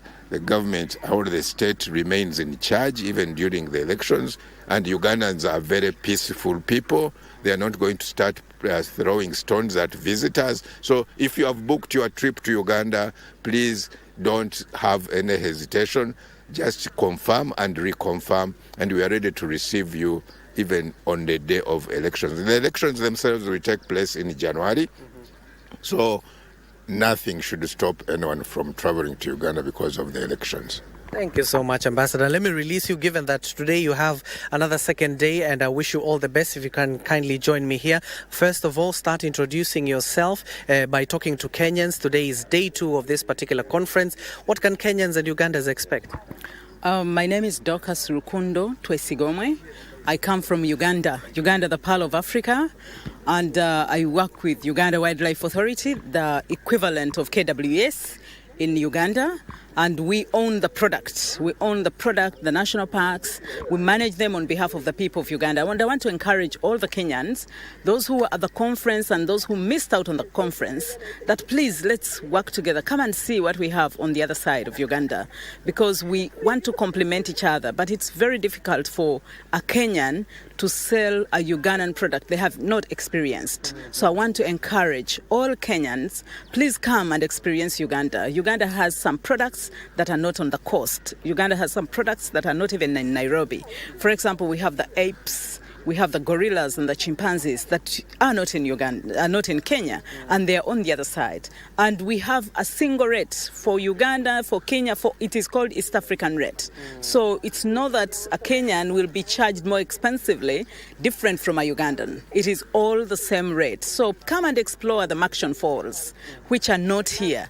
That's really my call to all Kenyans. If you come to the conference, we will be showing you live some of these products that we are showcasing in Uganda. But I want to encourage them. Come and experience the food. The food in Uganda is different from the food in Kenya. The people in Uganda are different from the people in Kenya. You speak Kiswahili, we speak Luganda, and we can just be together and mingle and sell the region together. But we need to sell it when we know. We have been here for a week exploring the coast. We have seen the products. We've gone to your beautiful beaches, and I went to Little Dubai. Is it Mini Dubai? Yes, it's called Mini Dubai. It was just lovely. I took pictures. When I sent them, people thought I was in Dubai. So this is something that we can sell to Ugandans to come and explore. So I have experienced it. I want Kenyans also to come and experience what we have in Uganda, and then we sell the region together. My call to Kenyans is that let's explore the product, before we actually sell it. Yes. Okay. So for the conference today, on the second day, it will be the finale of the conference. Come and network, come and collaborate, come and get partners that can help you while in Uganda, come and get partners that can help you while in Kenya. Come and we partner, come and we collaborate, come and we get partnerships today. Yeah. Okay, thank you so much. And of course, quickly, let me rope in one more person, given that we're running out of time. And thank you for your contribution. Maybe allow us, please, Vivian, just 20 seconds to just interact. Come here closely, kindly, and just quickly tell us your name. My name is Jacqueline. Okay. I'll give you the chance. Tell us your name, what do you do, and quickly, how can you sum up this conference so far? Quickly. My name is Jacqueline Zhao from Memoir Hospitality Consulting. I'm a tourism strategist. This conference has come at the right time because the topics we are discussing, or the theme, is innovations, smart destinations, and I feel that as Kenyans, this is the right time. We should have done that 2 years ago, but I believe that this has set the pace, and we are going to implement whatever is being discussed. This is not just an event; it's a stage for development in tourism. Thank you for summing it up. Then, Professor, I can see you kindly in just 20 seconds. We're talking about yesterday, or they were talking about the East African rates, making tourism affordable within the region. Is that something that we can achieve? Yes, that can be achieved in our lifetime, because ideally one of the things is that the seamless travel across the borders without visas is one big thing that East Africa community has done. There's also the standardization of hotels and restaurants under the classification of hotels, restaurants under the East African community. That has been standardized. So it's a single destination. If you're coming in from Europe, you come to East Africa. What you expect as a foster in Kenya is the same as in Tanzania and in Uganda. So I think what is remaining now is for us to keep the standards. We know that we put the visitors first, and also the communities around the hotels must also be considered. Thank you so much, Professor. I know we were just pressed for time. And thank you so much, Vivian. Of course, I know I have taken a lot of your time. But for now, of course, the second day will continue of this particular conference. We'll be keeping tabs, and as and when we get more details, we'll be coming back to you live. For now, back to you, Vivian. So very much, Hashim. Yes, you have taken a bit of our time, but it is well needed. We need to find ways in which we can grow that regional tourism within our region in East Africa. How about now we get back to our conversation, and I introduce to you our guests on the show today as we talk matters breast cancer. It is Breast Cancer Awareness Month, and as we finish off with the month of October, it is only right for us to get to have a conversation on how we can create awareness and get to also honor those affected by breast cancer. And joining me is none other than Dr. Abeid Athman, and he is a consultant clinical oncologist and the head of oncology department at the KUTRRH. Welcome to the program. Thank you, Vivian, for the warm introduction and the warm welcome you have afforded me here. As you had introduced, my name is Dr. Abeid Athman. I'm a consultant clinical oncologist. That means I deal both with medical and radiation. I'm also the head of the oncology department at the Kenyatta University Teaching Research and Referral Hospital. Thank you for having me. It's a pleasure to have you. Now let's get straight into it. When you talk about breast cancer, you know, I know it is one of the leading causes or rather one of the leading cancers in Kenya, specifically to our women. Now, when you talk about it, what should we look out for in terms of the early signs of breast cancer? Okay, thank you, Vivian. This is a very important question because we are facing a very huge challenge. Recently, a lady came to me saying she was doing her usual checkup. Then they picked a lump, and she was asked to go ahead to go and perform proper screening, which is with the mammogram, to confirm whether this lump is going to be cancerous or not. What most people don't understand is most of the lumps, they are not cancerous. Just a few of them, they are going to be cancerous. So one of the common signs of breast cancer is breast lump. So unfortunately or sadly, she didn't go to hospital. I asked her why you didn't go ahead to do the screening to confirm if you have breast cancer or not. Because that time when it was seen, it was extremely small. So by the time she went to the hospital, is when she was having some pain. It means you have already delayed. So when we talk about screening, it means you don't feel any signs. Yeah. We are the one looking for it. We capture it so that it can lead to better survival, because we know that early detection saves lives. Yeah. And this is the reason why in America and in Europe, there are women, they are living longer, being diagnosed with breast cancer. They even forget like many years, like have been diagnosed with breast cancer. You see people living their 20 years, 30 years, 40 years. That is entirely whole life of a woman, just because they go early doing the screening and early detection. So sadly, this woman, by the time she came, the cancer has already spread, gone all the way to the armpit and everything. This is somebody who has insurance. This is somebody who is well educated, aware, but she said the lump didn't have pain. And this is what I would like to pay attention. So when we talk about breast cancer, these lumps, they are painless. And this is where most women go wrong. It's a painless breast lump. So you're not going to experience any pain. By the time you are going to experience pain, it has already progressed, like an increase in size, maybe even go all the way to the armpit, because usually it follows the channel where it drains the lymphatic system. So usually it follows an order. Most will start from the breast. After that, it will go to your armpit. From the armpit, then it can spread anywhere. So these lumps, we need to pay attention. We need to pay attention is painless breast lump. So this is problem number one. It is painless. So most women, they are missing it. Problem number two, usually most women focus on the breast, on the middle part and the front part. But majority, but not all, of the breast lump, they occur towards the armpit.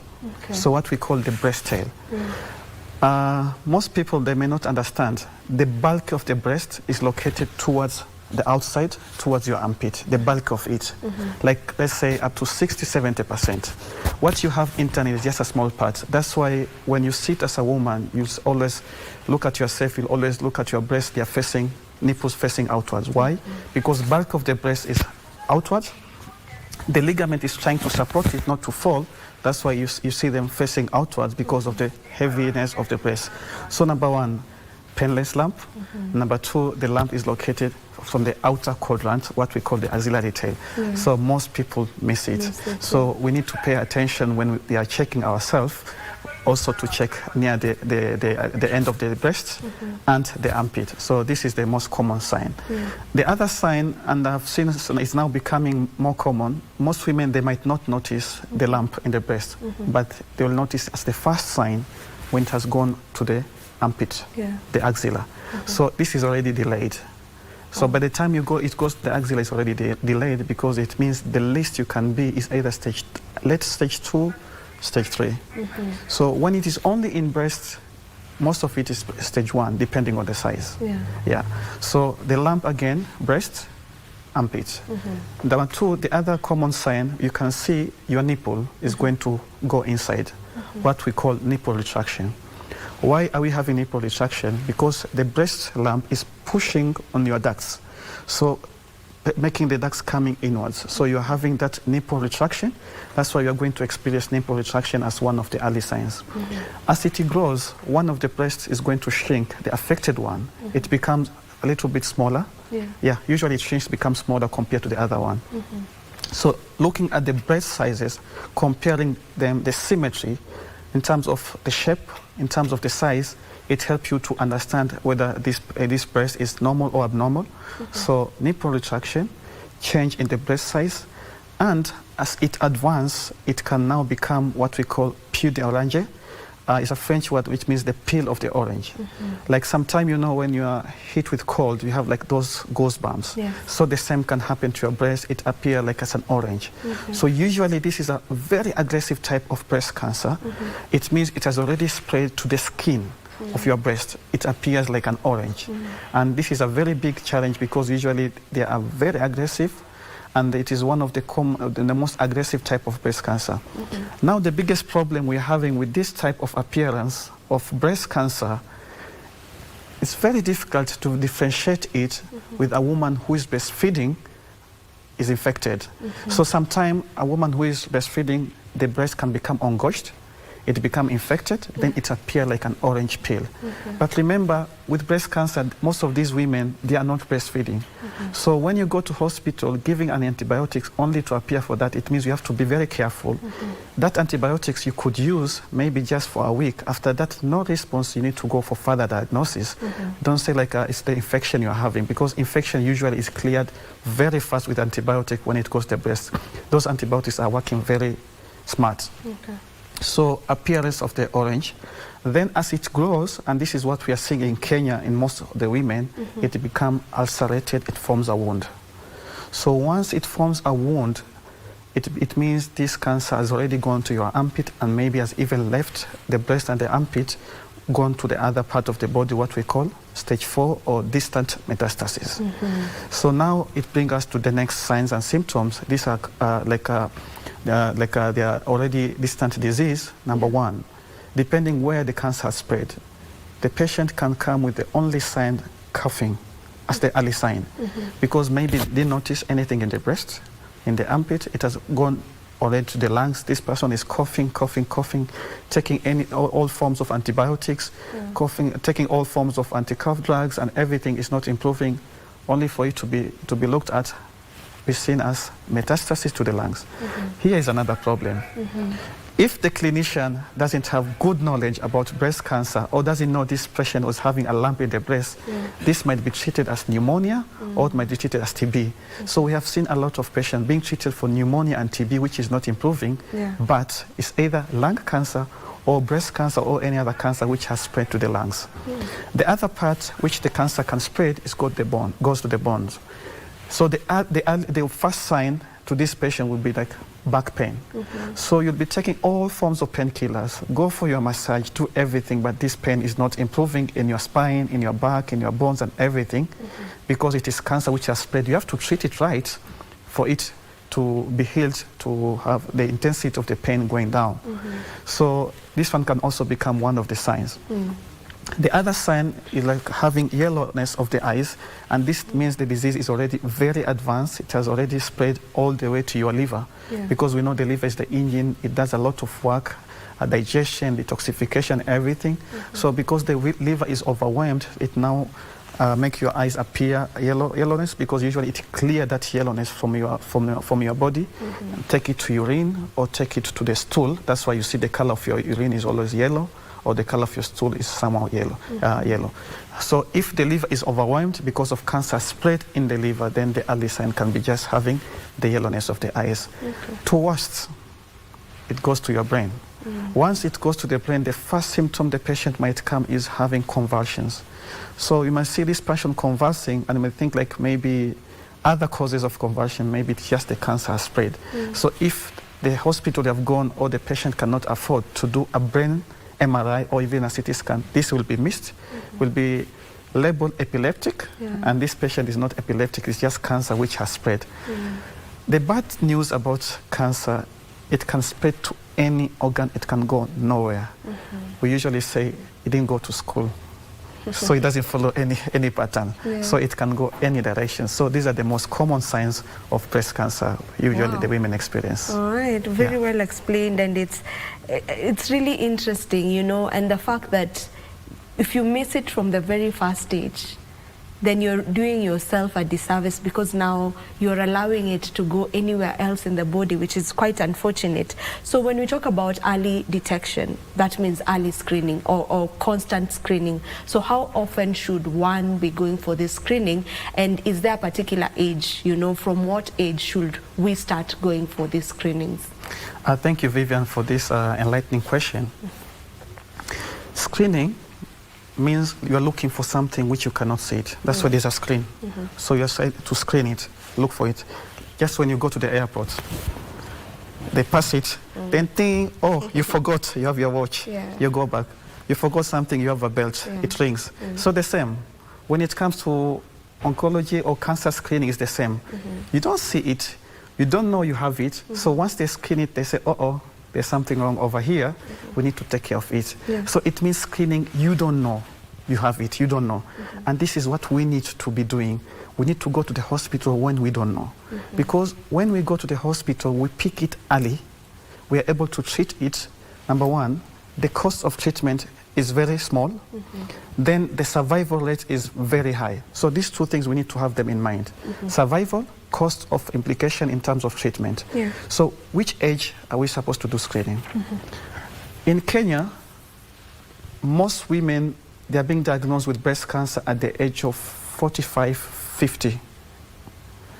Let's go to the US. The average age of diagnosis of breast cancer is 55, 60. So it means our women are diagnosed with breast cancer at a very young age compared to Europe and the USA. It could be genetic, it could be environment, it could be now we are adjusting to the Western culture, so it is hitting us very hard. There's a genetic modification happening leading to this cancer. So in Kenya, with our guidelines, we have dropped the age of screening to 35 years old, whereas in many countries is 45 or 50. But in Kenya, it has been dropped all the way to 35 because we are seeing a lot of young women. Yeah. But this screening will depend on your age. So for women who are coming at a very early age, less than 40 years, usually we screen using ultrasound. Why are we using ultrasound? And we know ultrasound is not the screening tool for breast because most women at this age, they have very dense breasts. So mammogram is not able to differentiate between a cancer and normal breast tissue. So first we do breast ultrasound. Of course, we have already examined with our hands. We can able to feel the lump is there or not. Then after that, we do ultrasound. But the standard tool of screening breast is mammogram. This one has been validated and it has been shown to improve survival in terms of breast cancer survivorship. So age of 40, mammogram. Anything less than 40, we are going to do ultrasound with a complementary clinical breast examination. Clinical breast examination, it means me as a physician, I'm going to examine you, your breast. The one you do it yourself, we call it self-breast examination. So there's a difference. Then again, when it comes to this mammogram, we usually classify them into two. Number one, the mammogram which we are looking for the lump is called screening. But when you already come with the lump, we call it mammogram. Remember I said less than 40, we are not going to do mammogram. But when it comes to diagnostic, we are going to do mammogram because we already know the lump is there, so we need to characterize to see if there are any satellite lesions, any satellite lumps are missing. Sometimes, even with this mammogram, you cannot able to see it. We now have a modern technology, we call it tomosynthesis. This is a type of a mammogram, like it's been designed like a CT scan. It cuts slice by slice, so it behaves like a CT scan. It shows very dense breast. We can even pick small lesions in the breast, and that can guide us where to go and take a biopsy, so we can ascertain whether this is cancer or not. Again, if this one cannot help, we also have the option of MRI. So MRI, it is also the standard tool for doing screening in women who are young or they're having very dense breasts. Also for women, they have a history of cancer in the family or having BRCA mutations. So BRCA is a kind of gene which help us not to get most form of cancers, in particular breast. So once this gene is running in the family, it means the family has high risk of getting many types of cancer, which include breast cancer, ovarian cancer, pancreatic cancer, and in male prostate cancer. So nowadays, when this patient come to hospital, the first thing we ask, are there any history of prostate cancer, breast, ovarian, and even pancreatic, because we know now they are interconnected. So you can see the family members are having. So these women, we usually prefer doing mammogram, not mammogram, MRI. And if the age of screening is 40, we are lowering it lower by 5 years. So if we are starting at 40, we go to 35. If you're starting 35, we go lower at 30. So these people having strong family history of breast cancer and confirmed BRCA mutation, then we start the screening at an early age. There's also this other question that I had, prompted off air, whereby, for us as ladies, most of the times when during our menses, there's the symptom of our breasts, feeling very, quite painful. Sometimes it's very sensitive when it's during your period time. Sometimes you feel like there's a heaviness, you might think it's a lump. So where do we differentiate between this could be cancer and this is just, it's just that phase of your menstruation? Yeah, thank you, Vivian. Actually, this is a very valid question. Most women, they do ask and they are worried and concerned. But this feeling of feeling the tenderness, it appreciates the woman being a woman, because it's what differentiates between a woman and a man.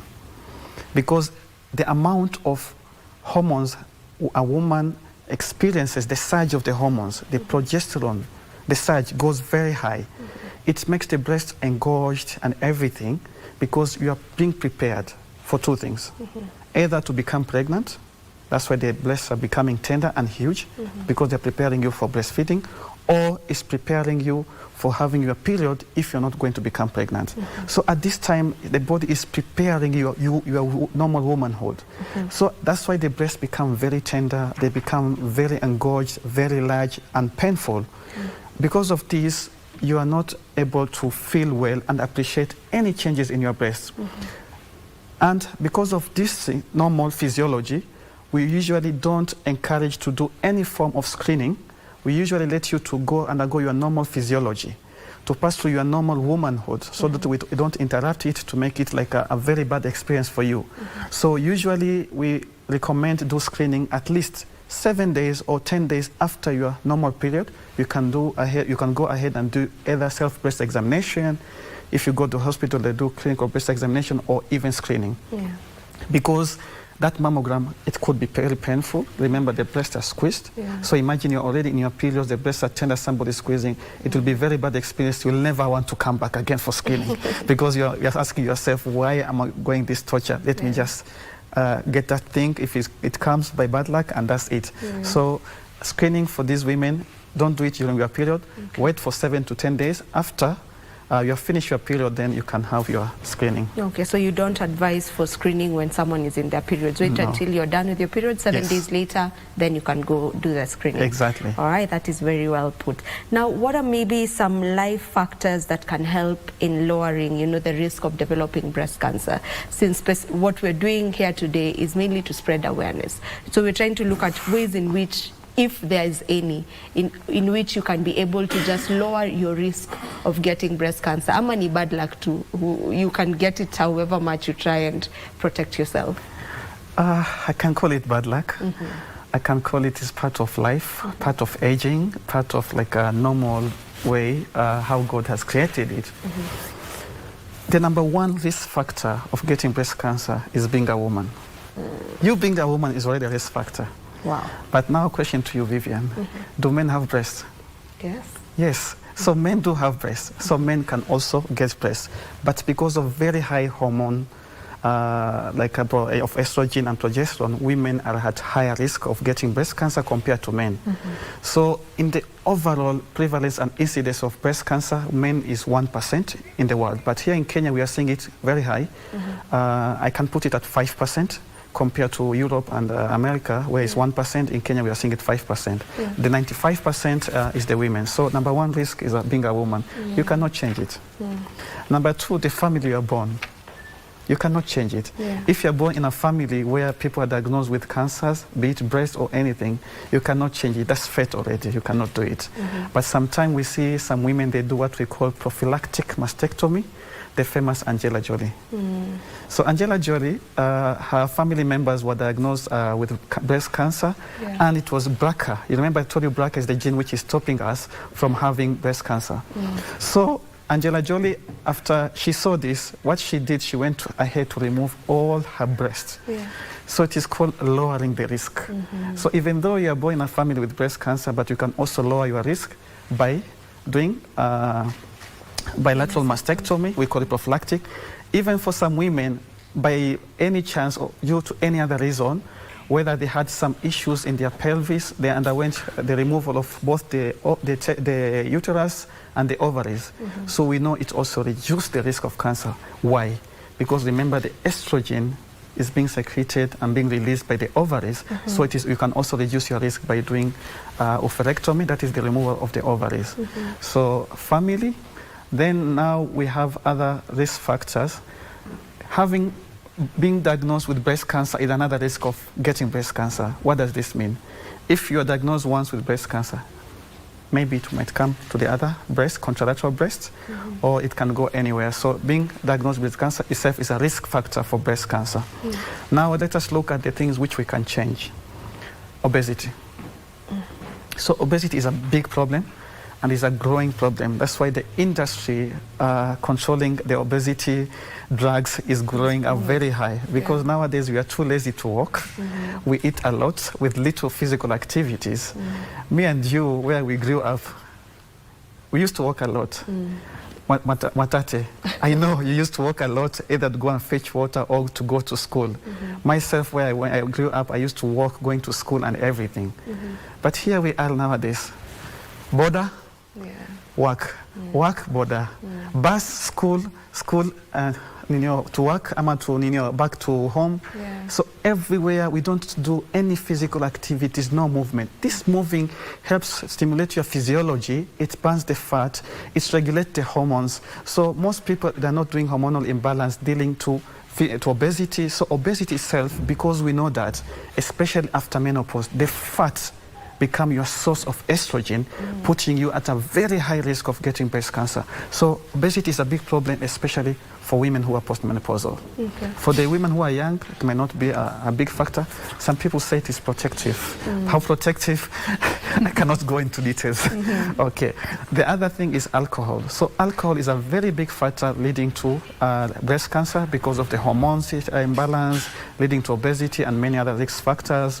Again, cigarette smoking is also a risk factor. So these are the most common risk factors which we can modify. Physical activity, obesity, alcohol intake, and cigarette smoking. There are some contradictory information about hormones replacement. It also leads to breast cancer, so it can also lead to that. So if you have a family history, hormonal replacement, you need to follow up very closely to ensure it does not lead to breast cancer. So basically, these are the most common ones. But of course, we have many more. There are many more. Yeah. Okay, now we need to also honor and just also give hope to those who are already affected or infected by breast cancer. So for those who are already, they do have the breast cancer as we speak right now, what are the treatment options available and how can you breathe hope into them? For the longest time, cancer has been viewed as a death sentence, but I know that treatment options have been modified over the years, so it's not necessarily a death sentence. So if you can just, speak about the treatment options available for those affected.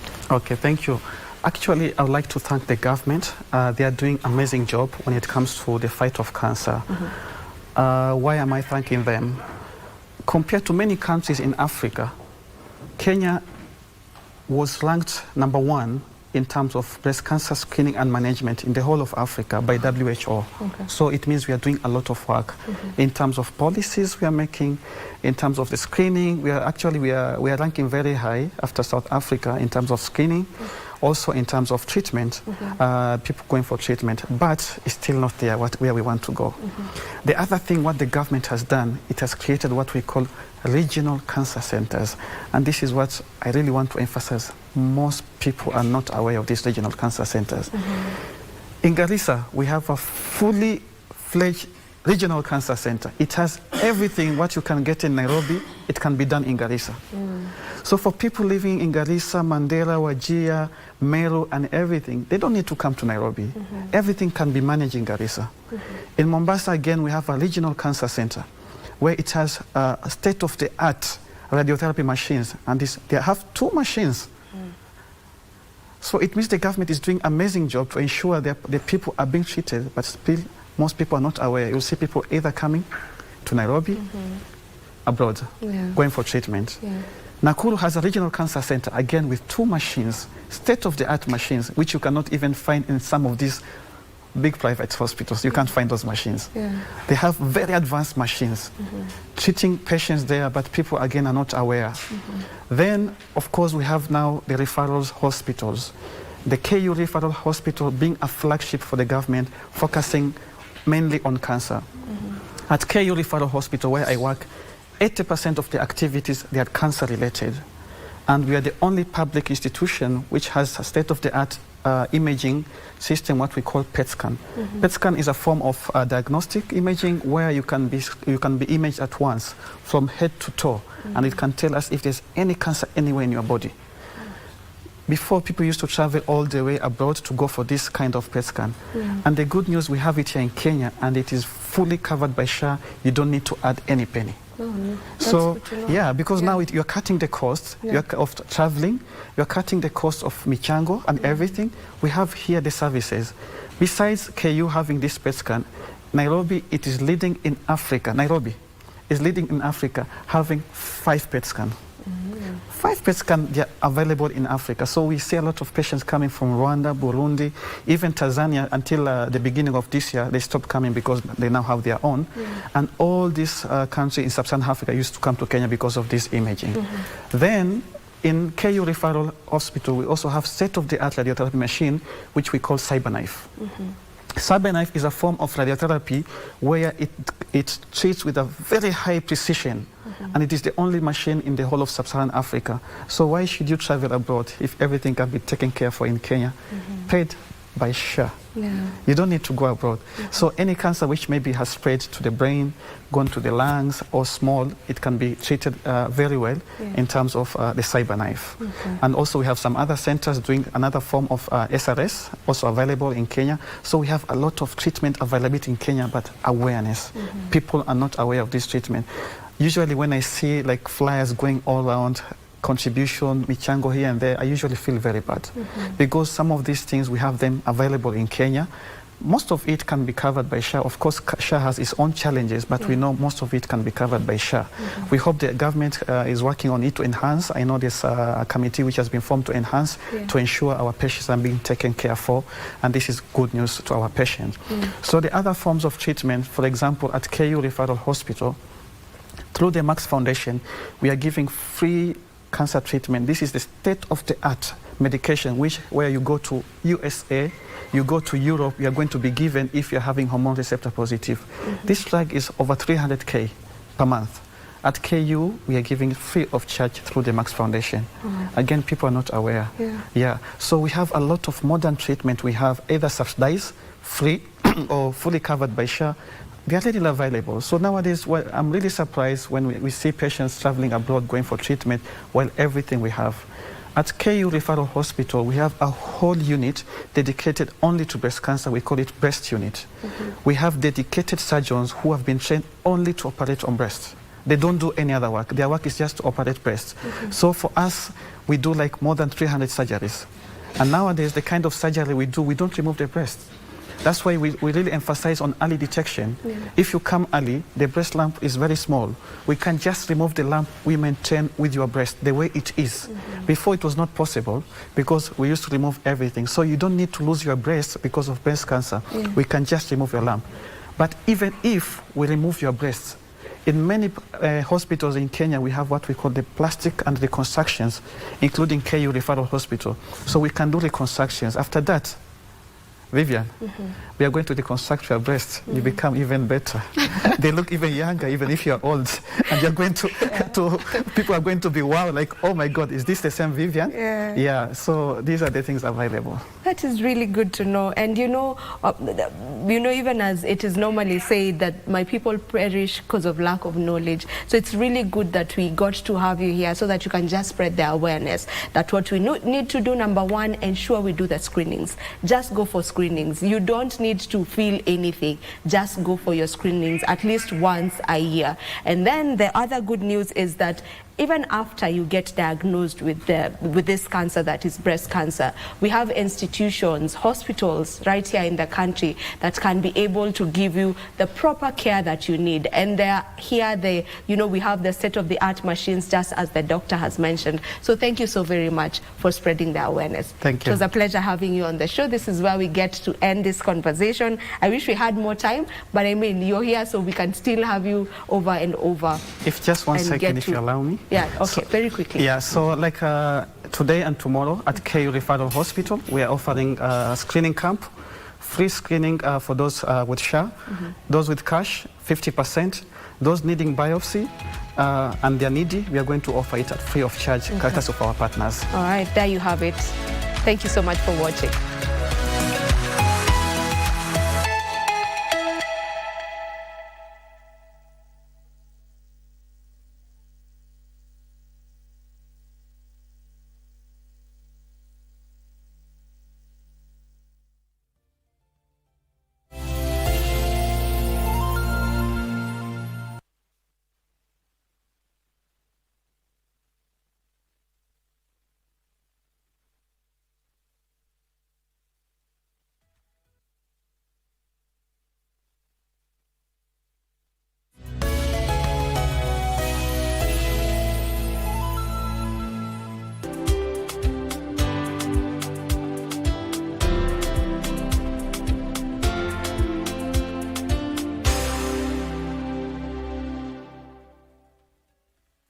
Looking to advertise on KBC? KBC announcement services are now available on eCitizen.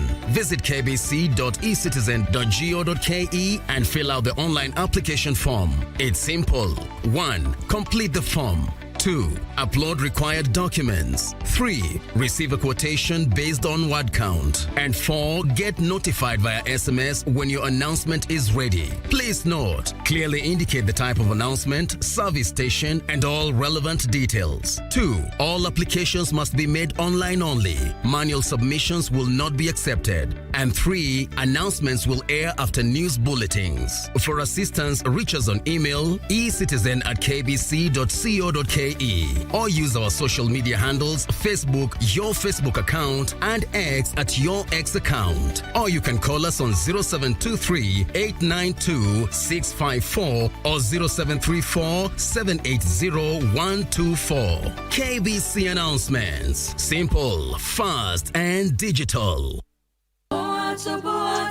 Nilikuwa nimekosa kosa gani ndio anishike? Lakini sasa unajua alikonya mambo ya ulevi. Sikuwa mlevi.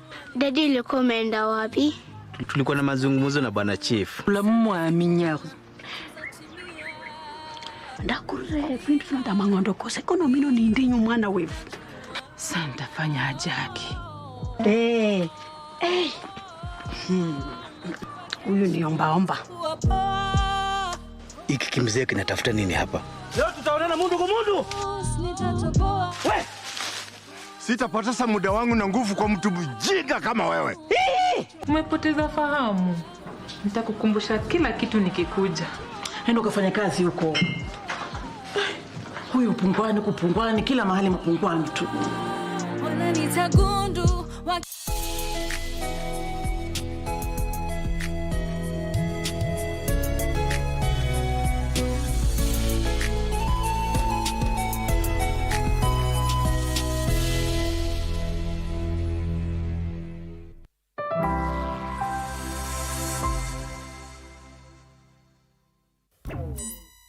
What else is there?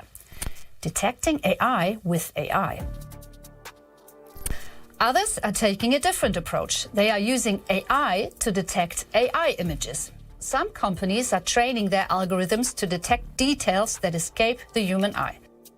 This can include technical details like pixels in an image or suspicious sequences in videos. This strategy is a lot more likely to succeed than Meta's, but there's a downside too. AI image generators are evolving incredibly fast, so developers of AI detectors have to update their algorithms all the time. Looks like we don't have a reliable mechanism that could protect us from falling for AI images or deepfakes. Why are deepfakes so dangerous? They are increasingly used to spread political misinformation worldwide. In this super election year 2024, they are posing a threat to fair elections in huge countries like India, Mexico, and the US. In the latter, several deepfake videos of President Joe Biden have surfaced recently. The material seems to aim at making the US president look unfit for office. In this one, he falsely mentions that Kiev has been occupied by Russian troops for 10 years already. Kiev from Russian occupation, which has lasted for 10 years. In another, he's supposedly looking at dementia books.